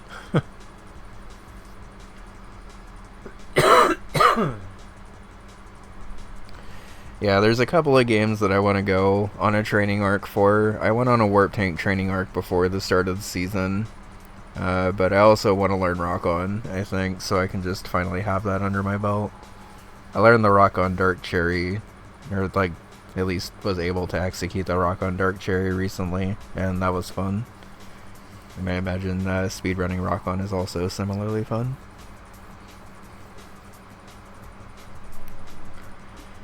But as we start to get farther into this match, it's 12-5 with 15 minutes left, so the second Flannel Cat's able to mark off a space, she's able to win. And in the final seconds of this match, we do see the hard loop 22,000 points to be able to win 13-5. A really well played game. I think Devolution, like up until that Devolution game, was pretty back and forth. And Devolution is definitely a really scary game, so I don't blame Eden for getting locked into that. Final Cat did a really good job of just bouncing around the board and grabbing whatever spaces she really wanted to. Also showing some pretty good synergy of going for spaces that also went for general goals, which is definitely something that's hard to do early in your bingo career. So specifically wanted to give a shout out to that because that was pretty cool. And GG. Okay, exit. Exit.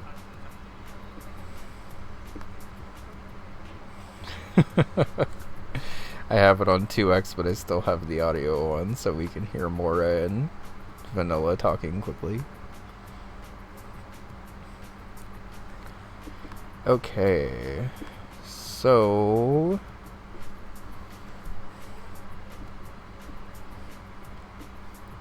yeah, this is still week 1.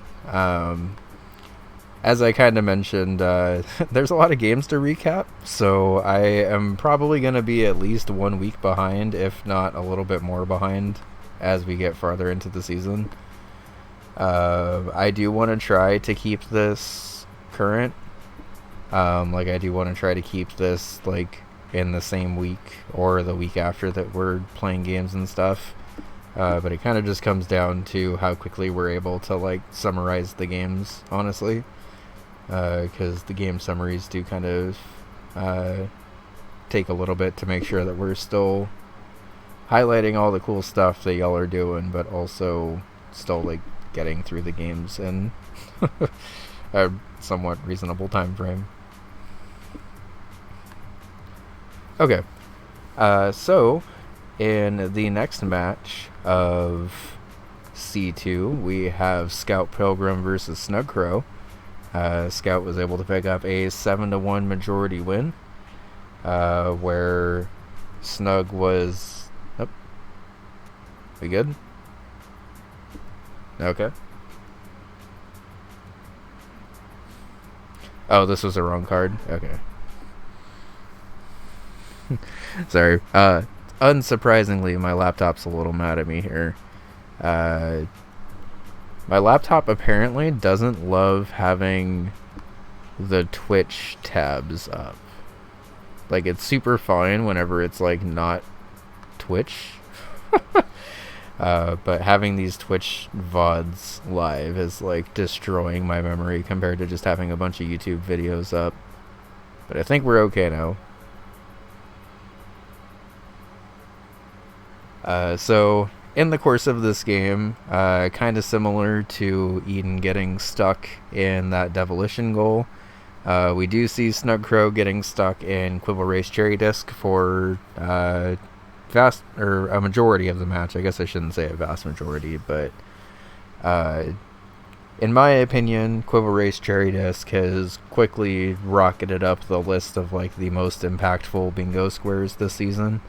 Which is, like, really funny because it's one very hard that's, like, only supposed to be showing up, like, theoretically on, like, 1 out of every 25 boards, since every game has a very hard.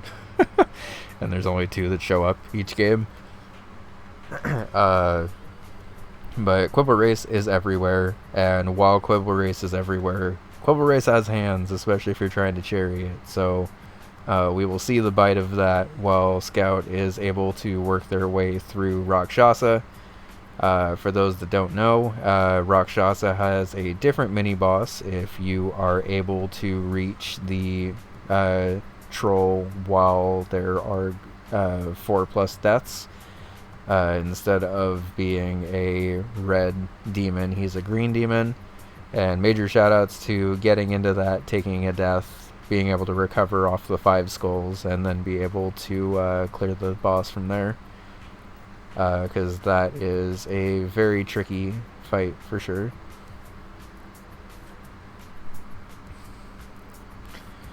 And then immediately going into have $50 as Jay in Fist Hell. Basically just try to get halfway through stage 2, and it's tokenized to be Jay. Which, in my opinion, can sometimes, like, in a casual playthrough, actually kind of prefer Jay, because he has, like, the most, like, raw stats out of everyone. But when you're trying to save money, he is not the strongest character. He's not terrible, but he's still not the strongest character. Which means that you're not able to upgrade power and need to keep going through the game and stuff, so... And unfortunately for Snug Crow, while she does make the correct decision to pivot off of the Quibble Race Cherry Disc, she then pivots into the other goal that's been tripping people up a lot in week 1, which is this pin golf goal where you have to par better on 7er courses without any purple objects remaining. We mentioned it in one of the other, I think it was a C1 game, where players were struggling with this. Also, shout out to this guy getting stuck in the corner right here. He's trying his best. I love how glitchy Fist Hell can be. It's always really funny.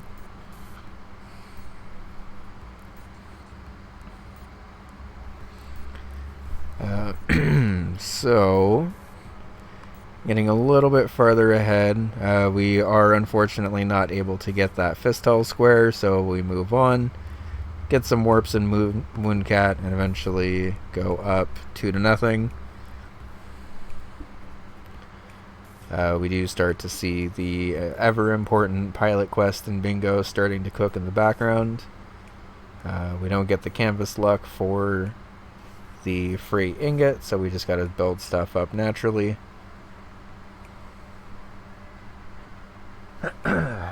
So, I've seen Keeney's route for this, and I'm not gonna lie, getting this on 7 or better courses feels very hard. And it feels like something where once you know the route, it's probably okay.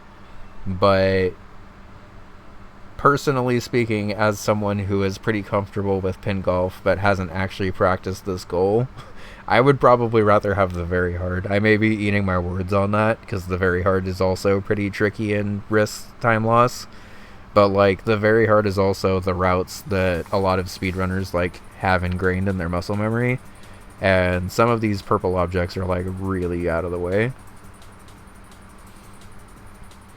And unfortunately, as everyone who's tried a difficulty goal in pin golf can confirm, the lack of level select does make it a little bit harder for goals like this,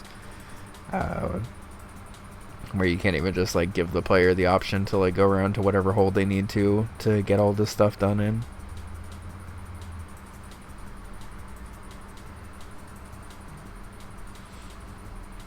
And yeah, I imagine during the Go Lab testing that this was originally like a lower amount of courses, and then the people testing it like maybe got good at it. Because some of these purple objects are like really not in the right spot for you to be able to get them a lot of the time.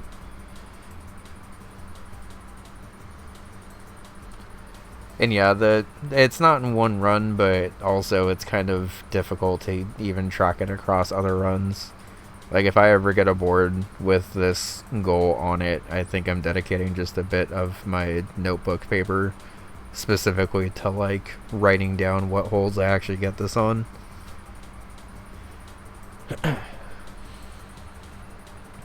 Because casting this goal also seems like it's probably pretty tricky.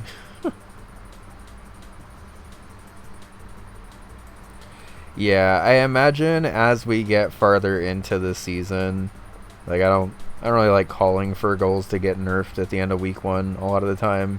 I imagine that this goal will probably be lower than 7 courses by the end of the season.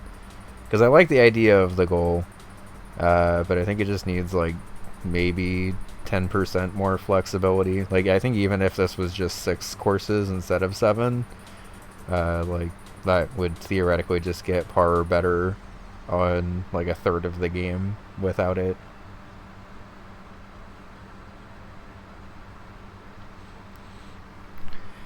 And we do get to see head-to-head pin golf, which I'm not gonna lie, I always love head-to-head pin golf. I think pin golf is a really fun game to race. I think pin golf is a more fun game to race than like a speed run route though, because this route is definitely something that's pretty unfamiliar to everyone in the league. Like I think honestly this level of difficulty with the goal is something you'd probably even see up in like A tier, at least as of week 1. Because a lot of people are just not very comfortable with this goal. These purple objects are really awkwardly out of the way. And as we saw there, Scout accidentally did too well and ended up chipping it in, which meant that they weren't able to get the purple goal.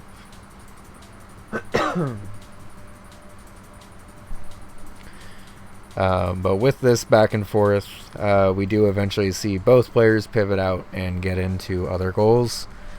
Snug sees the triple synergy with Golfaria, while Scout decides to go for an important Valbrace square for both of the bingo lines that they're starting to set up. We do get through Valbrace pretty quick. As we see Snug return to Quibble Race to get revenge on this cherry.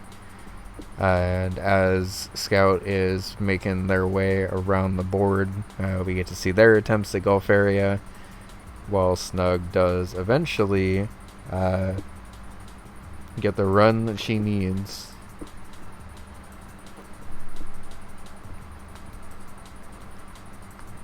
Yeah.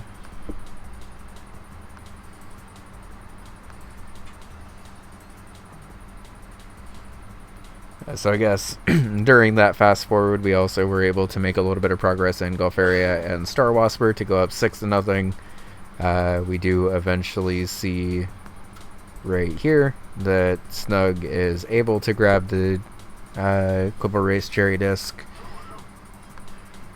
off of a very successful round as Mr. Q.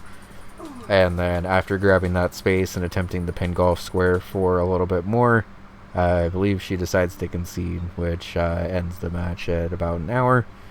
Would have been curious to see how that match went with the rest of the time.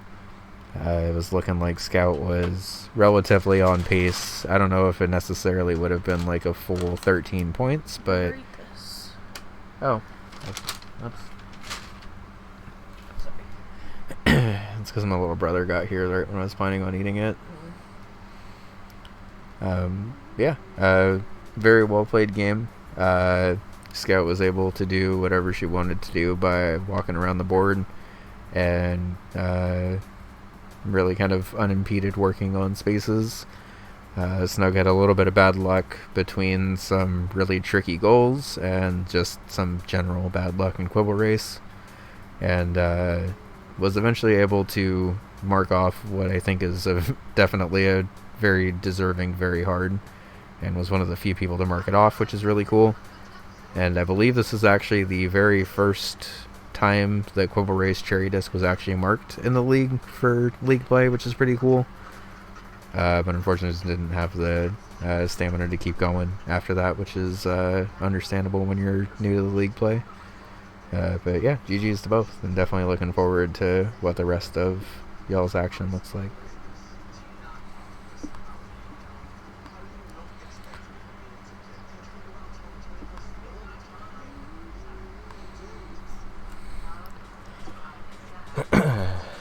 Okay, so just as a heads up, as we get into the second half of C2, I only have notes for 2 of these, so we're going to kind of be winging it for most of the rest of the tier, which is okay, but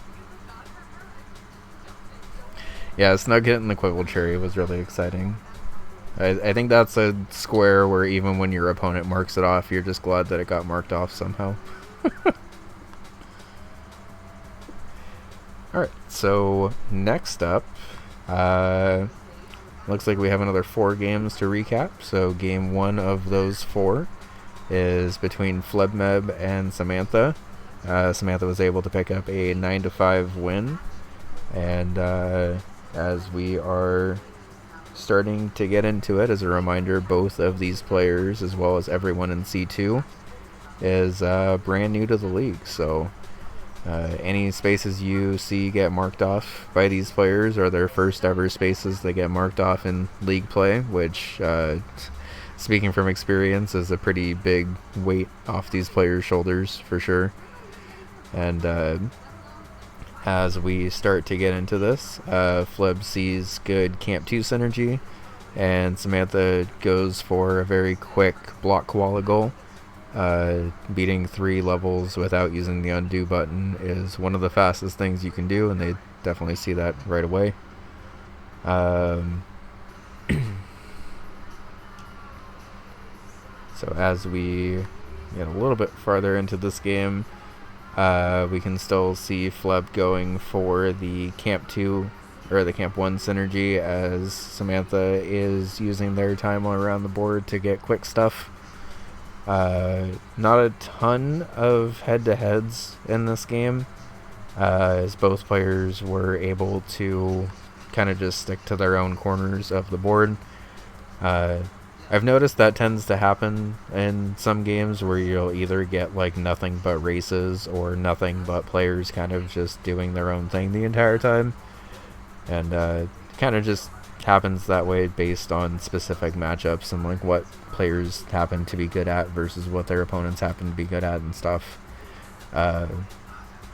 But as you can tell, pretty much either way it leads to exciting bingo stuff, because either we get to see 2 like completely different strategies where players are marking off spaces at about the same time, or we get to see a bunch of like back-to-back head-to-head snipe stuff, which is more fun visually but maybe not as close score-wise. Oh, I did not see. Thank you. I'll check after the match. So as we get a little bit farther into this, we do see that the score is pretty neck and neck the entire time. Pretty much anytime Fleb grabs a space, Samantha grabs a space, and then anytime Samantha grabs a space, Fleb grabs one. We do see the pretty nice synergy of having a Bug Hunter goal in line with Day Job. We saw that kind of a couple of times on boards this week, actually. And it's definitely always helpful when you can get two things right next to each other and work on one to get the other. But as I mentioned, both players are kind of just doing their own things this game. We see some good solid play and everything that the players are going for. But since Samantha was able to kind of use their progress to also progress some of the general goals as the game starts to go on, we do start to see that progress start to pay off a bit more. But a pretty neck and neck game between both players. There's unfortunately not any like races I can fast forward to of like really close head-to-heads or snipes or anything, but this is just kind of one of those cases where watching both players, like, both are just playing good UFO 50. And sometimes the only highlight I can have is that this was a good, clean game by both. If you like any of the games that are on this board, definitely check this game out, because this was a good game by both players, and a little bit of struggles in some of the harder goals in here as players again are feeling out their first board ever. With games being as difficult as they are now, players more than ever before, honestly, are kind of being thrown into the fire with how difficult some of these goals can be. So even like if this game were to end at 4-4, that would have been a pretty great result for their first games, in my opinion. So being able to add more than that and also start to kind of push bingos is always really fun. The bingo threat of instantly ending the game with bingos is definitely something that you start to feel more as you get into the higher tiers of stuff. And then as we get into players kind of more just learning the game and the bingo goals and how they synergize and stuff, it's more just feeling your way around a board. But as we get later into the season, honestly, I'm expecting that C2 will start to pick up that stuff too. Because we also thought that C2 was going to be a little more chill last season than it was, so I wouldn't be surprised at all if that happened again.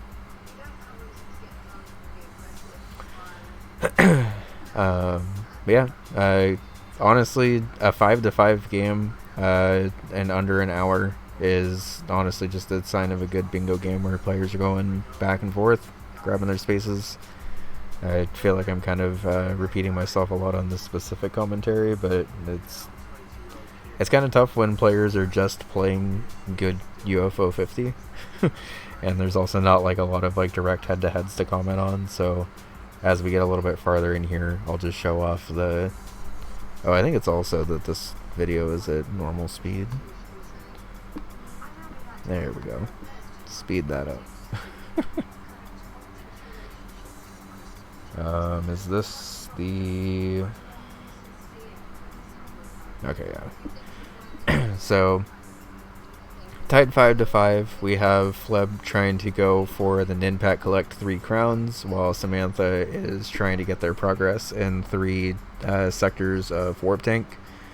One of the kind of annoying things about Slim Tank is that you're actually not able to use checkpoints at all, because it just resets you back to the level select code each time.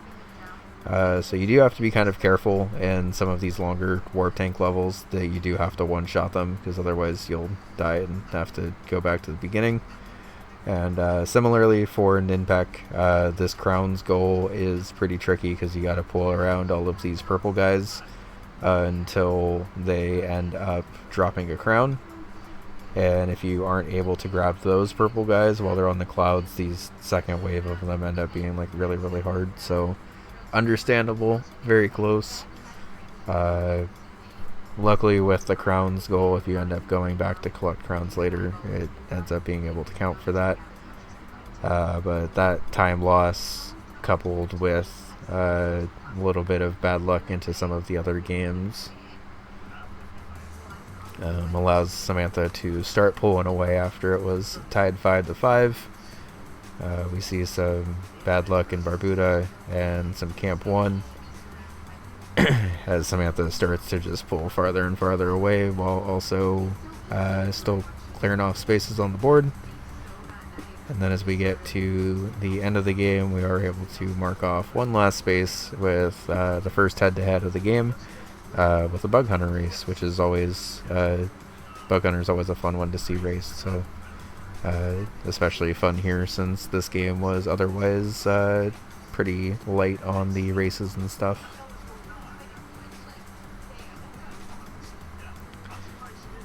Honestly, a 9-5 game is incredibly respectable for the first week of either player's career, so great job.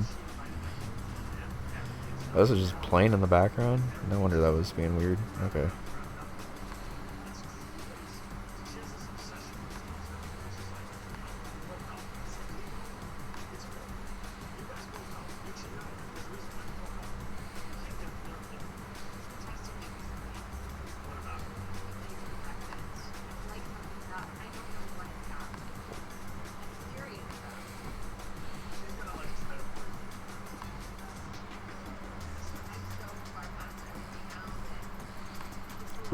Okay.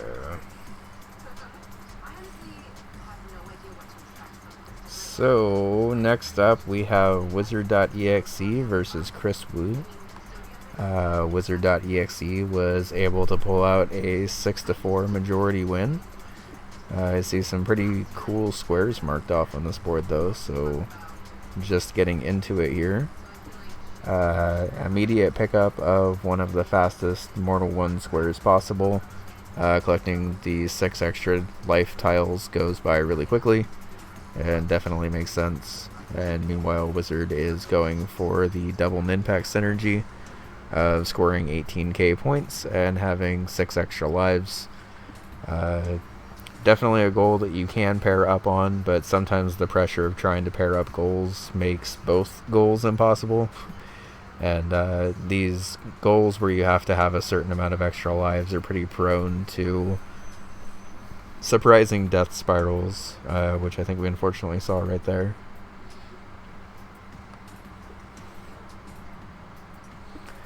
We get some head-to-head Velgress, where both players are racing to beat level 2 while stepping on every bomb block. Some difficulties with this goal. In addition to Velgress just being really hard, you have to play through level 1 to get to level 2 each time.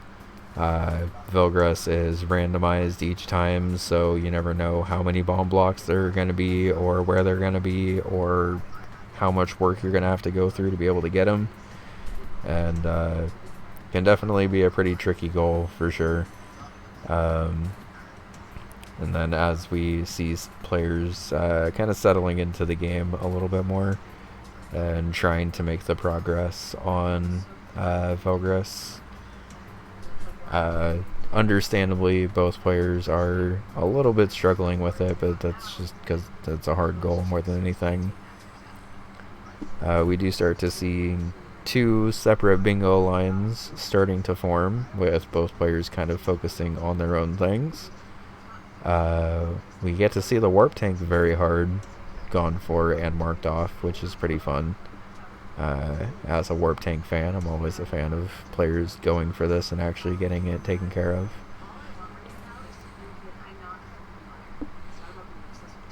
And during this time, Wizard.exe is also trying to make some progress on some shooter games, including a gold disc of Seaside Drive. Which will help with a bunch of bosses on this card and gold discs on this card, which could be helpful later in the game. Warp Tank currently only really helping with that top space, but also is a space that Crispy Bacon's going to need to be able to get to theoretically get that column 5 bingo. So as we start to get farther in, Wizard starts to see that bingo forming and realizes that he might have to just suck it up and play some Velgress. We aren't necessarily going for the bomb block goal, though, since we missed a bunch of bomb blocks there, and are just trying to get the gold disc out of the way. It's worth it to get the 2 keys even when you're going for just a gold disc, because 2 keys is a gift as well. So good synergy from Wizard to be able to pick up a lot of stuff along the way, while it would have been helpful to also get the level 2 bomb block thing, in that sometimes doubling up on a goal is just adding extra work to yourself. And Velgress is a pretty quick game, so if he does want to go back in and get it later, he definitely can.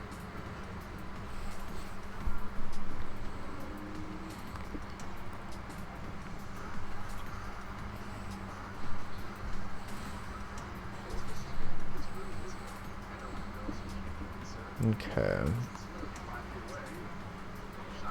So another attempt at an impact and trying to double up unfortunately didn't work, which means that we are now going to be popping into Barbuda to try the very hard there.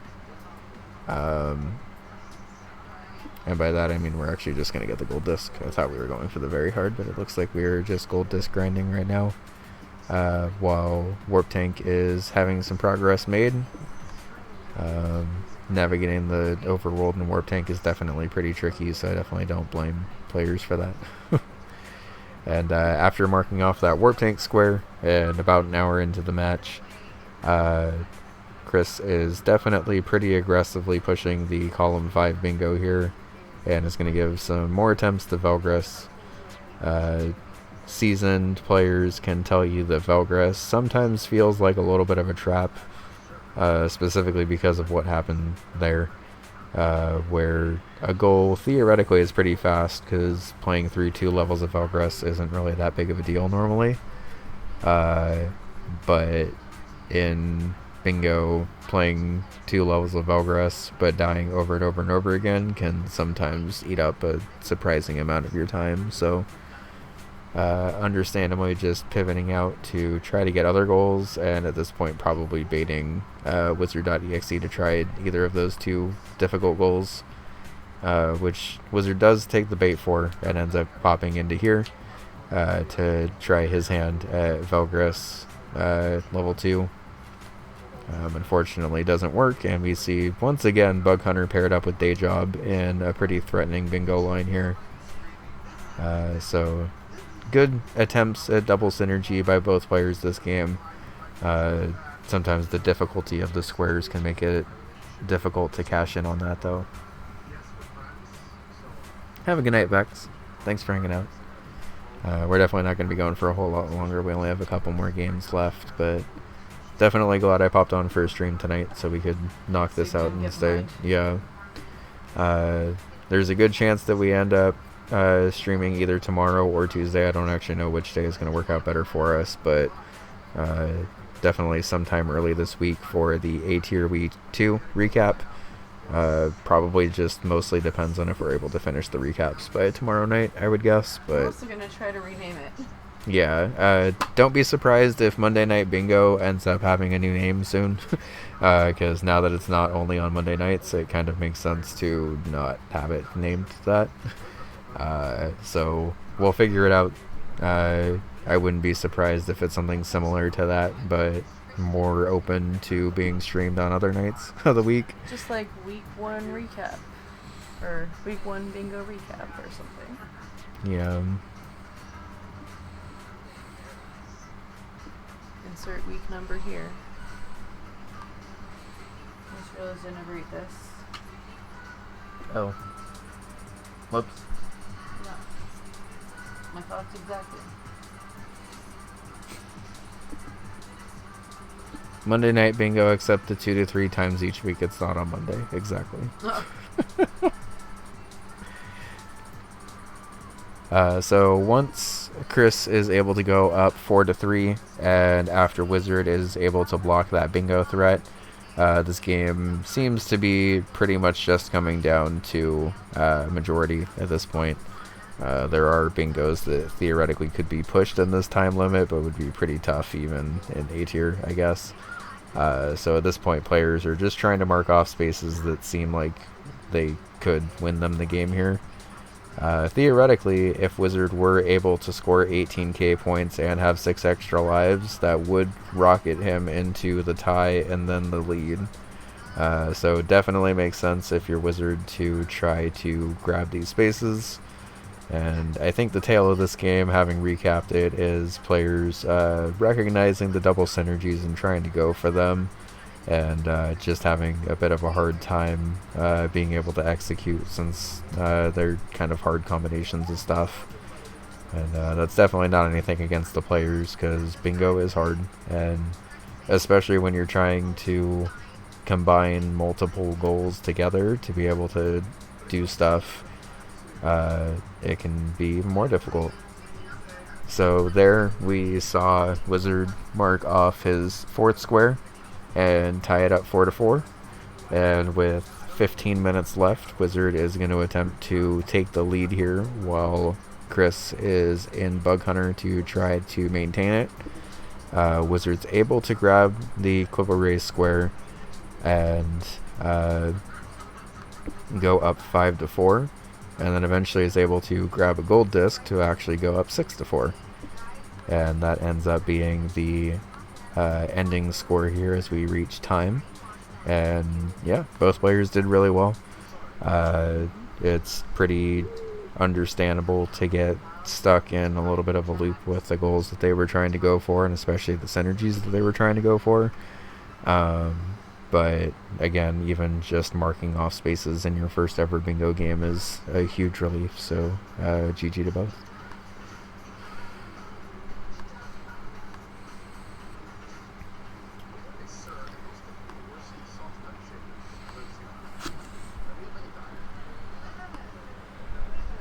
Okay. So, next up is Sabera versus Worm. Thank you to Zachary for finishing up the recap for this while we were starting the C2 recap here, because I can just load up Discord now.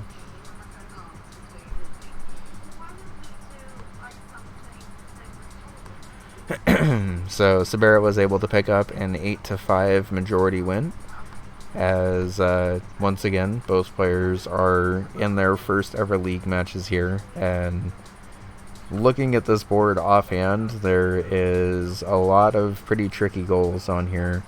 There's a lot of stuff that requires knowledge, and there's a lot of stuff that requires like very high skill, and some stuff that requires both. So even just being able to mark off over half the board on a board that's as tricky as this in C2 is always a really good sign, in my opinion.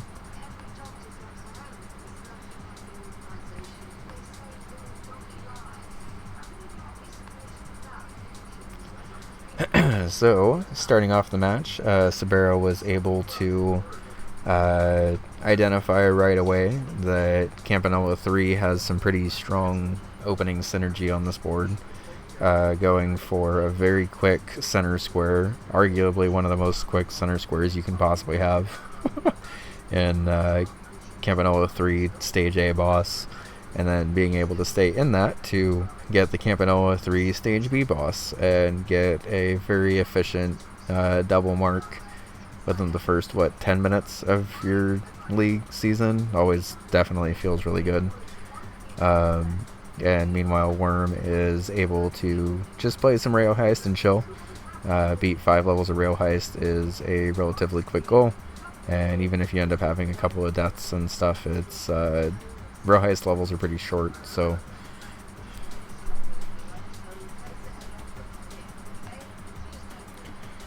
so then Sabera heads into Magic Garden to start to push the middle column bingo, while we have Worm finishing up Rail Heist.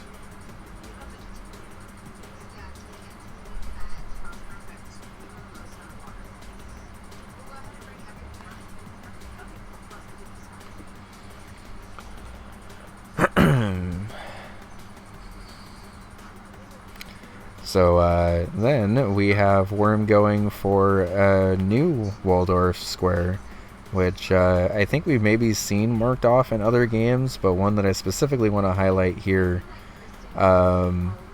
This Waldorf's Journey square says to beat the game without collecting any puffins, which basically means if Waldorf is ever to fall off the stage, it is GG.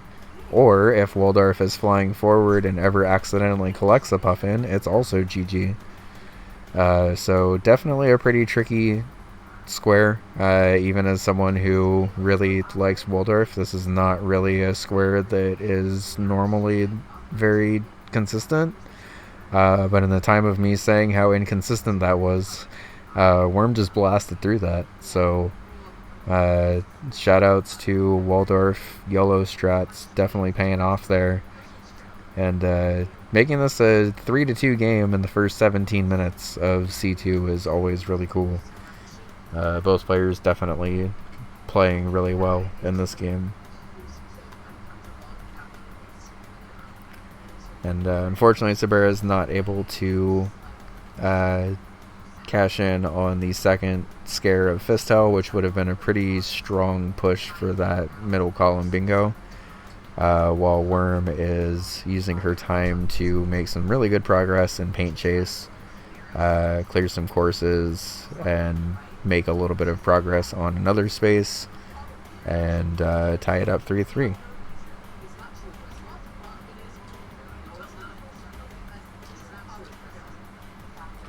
And meanwhile, we do see Sabera starting to work on double synergy of her own, working for the Vanger mod and also trying to pick up some abilities for Metroidvania. Vanger mod obviously pushes her own bingo, and Metroidvania blocks Worm's bingo that she's working on. And similarly, Worm is now working to make a friend at the crash site, which will block that bingo that is impending, and get another Quake square on the board. Not able to cash in on the pilot quest progress, so just going to go ahead and instead hop into Fistel, and then hop out of Fistel, and then back into Fistel.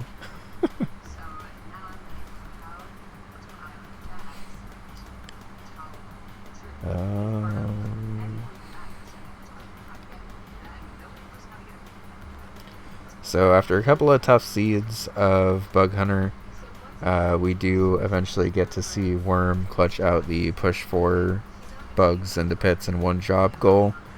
During this time, Sabera was able to jump up 5-3, got the quick Velgris goal and that Vanger goal that she was working on, and we get to see a head-to-head camouflage race, which is always pretty fun.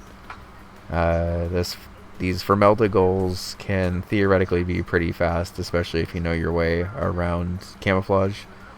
And depending on the levels that you get, honestly, even if you don't know your way around camouflage, just beating 3 levels of camouflage can be very quick. But she is able to pick that up and maintain the lead 6-4. Neither player has like a super aggressive bingo forming.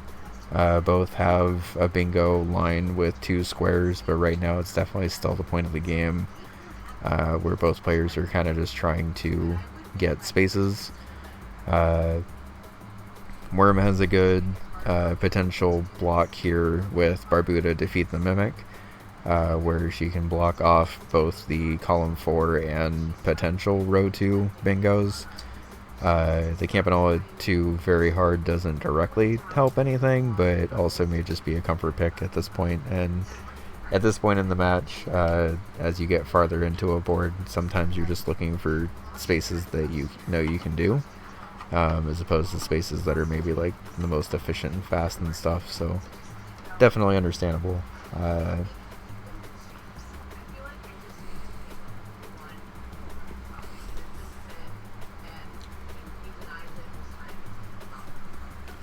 Mingo Night and Zoldath, exactly.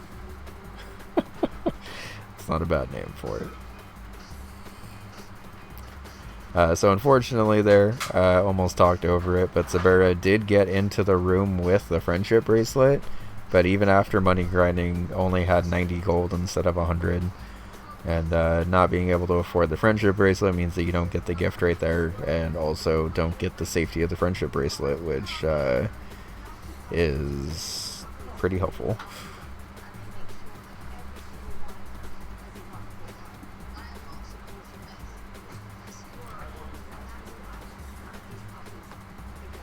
During this time, we see Worm pop into Paint Chase and Lords of Disconia. Sabera does end up getting a reset here of Campanella 2, but does end up getting it on the run back. After a little bit of a devastating start, she was able to pick it up in the run back and get it there. Whereas Domino is just trying to work on spaces on the board, or Worm's able to grab spaces on the board that she knows that she can grab. I read Worm's favorite quibble instead of her name there, I guess. So now up 7-4. Sabera just goes for the other very hard on the goal. Porgy 20% and Metroidvania do actually synergize pretty well together. And especially if you're comfortable in Porgy and know that you can't do that goal, it's a good one to go for here. And Worm, meanwhile, just looking for another space on the board that she is able to do. Had a little bit of rough luck in the second half of this match, but definitely kept it pretty close in the first half. And, fortunately, Onion Delivery also goes a little tough. Pilot Quest is a good thing to attempt to go for, but is also kind of hard. We do see that Worm's already almost a 5 ingots, so it's just going to go ahead and blast out the last couple hundred here.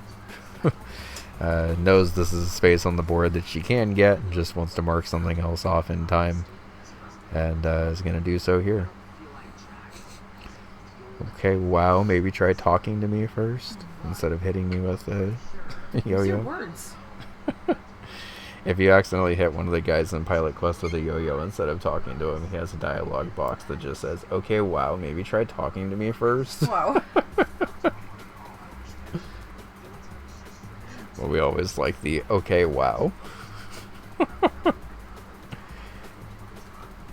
And down 7-5, theoretically is possible for Worm to be able to mark off spaces, but on this specific board it's kind of hard. So both players are just going to kind of try to go for the spaces that they are able to get. And then in the nick of time, Sabera is able to grab a final thing to be able to get Metroidvania marked off.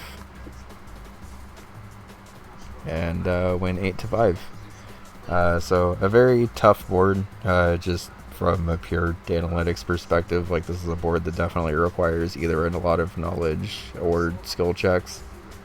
And for your first game in C2, that's definitely a hard board to kind of come across. So GG's to both players for marking off as much of this board as they did. Alright, and finally, we have the final game of week 1. It is here. We have Amon versus Hot Pockets. Hot Pockets was able to pick up the 7-1 bingo win, where they got the diagonal bingo here. So let's just see how that happened, because very curious. Let's get this up to 4x. Let's get my notes back up. Also, major shoutouts again to everyone that helped out with notes for this week, because without that, all of these recaps would still be taking like 3 to 4 hours each. And like, all of these notes have definitely helped speed up this process like a lot. So thank you. I have no idea. Yeah. Like, Bun can tell how quick these games are going compared to me. I can attest because I see what goes into it behind the scenes. Yes. And, like, obviously, given the love for the bingo community, I'm more than happy to put in my share of it. But of course. But any help is greatly appreciated, for sure. Definitely appreciate, even if it's, like, one game a week that anyone's able to help out with. Even if it saves, like 5 minutes of prep time, it helps so much. Yep. So getting into Amon versus Pockets, Pockets was able to pick up a pretty quick center square and Rock on Island. Having 6 fully upgraded cavemen at once is like, it sounds like it's a long goal, but it's actually really not a long goal at all, and can be done in a couple of minutes, like we just saw there. Amon, unfortunately, is having a tough time with the admittedly very tantalizing Rakshasa synergy here of just beating the green troll and then getting a gold disc. For anyone who's played Rakshasa, this is actually incredibly difficult, though, because as you die more in Rakshasa, the game itself gets harder. So, Wonderful. yep. The game like punishes you for dying more by both making the recovery minigame harder and then also making the game itself harder.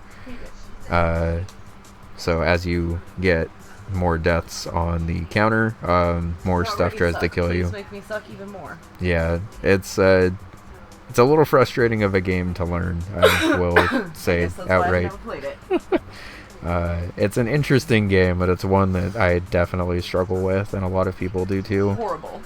Because it, like, even if you're good at the game, if you die once, it can kind of spiral into you just game over. Maybe we'll never touch it. It doesn't seem like your type of UFO 50 game to Probably me personally. Not. I die a lot in games. Yeah, that's okay. Proud dyer. You little cutie. So Walamon is dying a bunch in Rakshasa to hopefully either get the corner square or the Rakshasa gold disc. Whether you're a save lover or a kill lover. It's true. Sorry, Proud Dyer reminded me of that. We did get a run here, by the way, where Amon is able to clutch up a 5 skull and a 6 soul recovery before unfortunately dying to the 7 skull recovery. I definitely wanted to make sure we showed off that portion of the Rakshasa run, because any amount of that recovery is really impressive, and especially once you get past the like 5 skull mark, it gets really hard. There used to be a goal where it was just beat the recovery minigame with 6 skulls on your thing because of how hard it is. And I think that goal got removed because of how hard that goal was. So just nerf it completely. Yeah, like that's not a goal that like you can even really nerf, so it was just like completely axed. That's but what I meant. yeah, but we do see unfortunately a little bit of a struggle here from Amon trying to pick it up while Pockets is able to start to make some progress.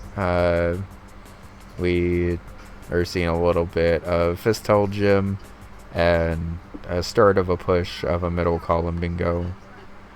Also, I can tell I've been watching too much football because I keep thinking you're always saying the first part of that one football player's name.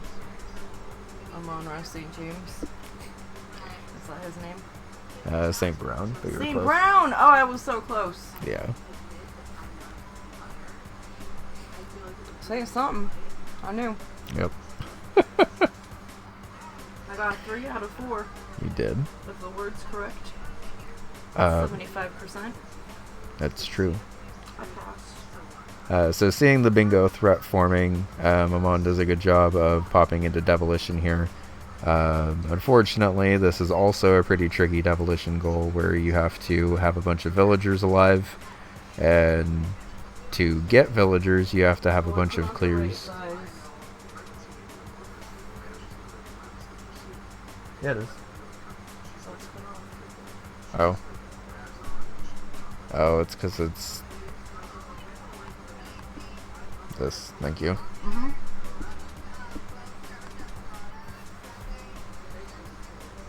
I forget that I have to have a separate Twitch and YouTube scene. So as Pockets is starting to make his way through the board, we do see him settling down and just going for some Campanella Gold Disc here. I haven't even really gotten to mention necessarily how tricky the bingo that Pockets actually got was. But while these goals are relatively fast, Gold Discing Campanella 1 is a pretty long endeavor because there's 50 stages. Beating the egg and caramel is still something that's like pretty hard for even top tier players to be able to do consistently, because that's definitely one of the hardest wave 1 bosses in UFO 50. And we did just see Amon struggle with the green troll and Rakshasa, so we saw how hard that goal can be as well. But major shout outs to Pockets here, who is able to play all the way through Campanella 1, grab the gold disc, and begin to threaten that diagonal bingo.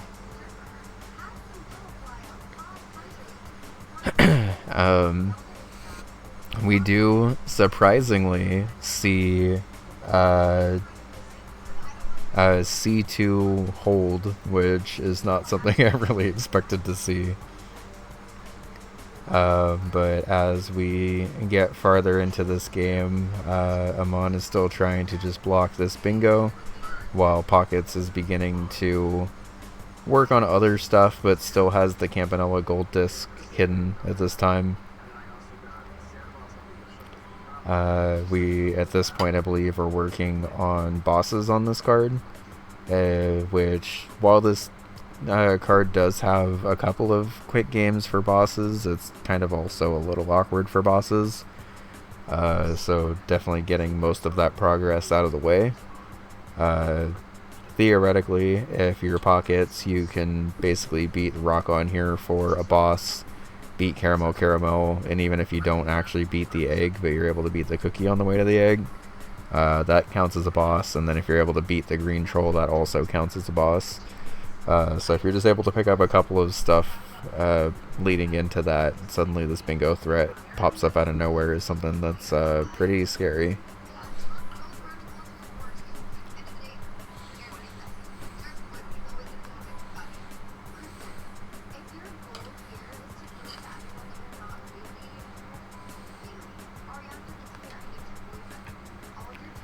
So we do see the egg marked, and then we do see Pockets working to get the 4 skulls to be able to mark the bottom corner. Another thing that's pretty common in bingo is a thing called diagonal blindness, and especially when the board's this spread out, it can be really hard to see diagonal lines forming, especially since Pockets has this entire time been holding the Campanella gold disc. If you're Amon, you kind of just think that all of that time that was in earlier in the match was just spent to goals that were like not working. But Pockets does have the Campanella gold disc and is just trying to work on that double synergy here. And meanwhile, during this progress, Amon is able to pop into the Fistel gym, and after a little bit of a grind is eventually able to mark off his first square. How do we know which color they are? On the board next to their name. Yeah, you can see their color there. And I guess that early run of Campanella must have died pretty... Oh, it does die a little late in. Okay. I thought that was a hold the entire time, and especially since I saw someone in chat mention something about holding, but that must have been something else. But we do see him on trying to get the double Fistel synergy here of reaching wave 10 in the gym as Amy, which would count for 2 squares. But unfortunately, Amy is one of the weaker characters starting off, which means that she's one of the weaker characters in the gym. And while Amon is able to make it to wave 7, he's unfortunately not able to make it to wave 10. And then realizes after the fact that Campanella gold disc is something that he needs to block, while Pockets is pretty aggressively trying to push that. And fortunately for Pockets, and unfortunately for Amon, with just about 5 minutes left on the clock and 15 lives left in the final queen fight here, it's kind of just a matter of time until Pockets wins, unless he gets unbelievably unlucky and runs out of time in the game itself. But with 5 minutes left, we do get the diagonal bingo, and one that formed pretty naturally, I would say. Definitely a really good game, really well played. Amon had a little bit of bad luck, but still got pretty good progress on those goals, including a ridiculous Rakshasa clear of the, 6 goal round, I want to say. Hi, Nitro. Hi, Nitro. How's it going? Yeah, that is a very wild for Square. Especially since he also saw the synergy of going for it with Fist Hell too, and just came up a little short. Just being able to mark that off at all is pretty impressive. And honestly, he came really close to being able to have the Rakshasa one too. And obviously, I think that game would have just went to majority otherwise. But came pretty close to blocking that bingo line for sure. But yeah, with that, that is UFO 50 Bingo Season 3 Week 1 recapped. As I've mentioned a couple of times now, we are going to be doing these recaps a couple of times each week, so don't be surprised if the name changes off of Monday Night Bingo to something a little more weekly, because we don't exactly know when we're going to be doing these each week. But clearly trying to do all 3 tiers at once, or all 5 tiers, excuse me, at once is not possible anymore. Because even the A tier, B tier, and C tier recaps are each taking about like 3 hours each or so. Yeah, you unfortunately did get here right at the end, but as I mentioned earlier, we'll either be back tomorrow or Tuesday for A tier week 2. For those that missed the A tier recap earlier this week, A tier now has 2 games each week instead of just 1.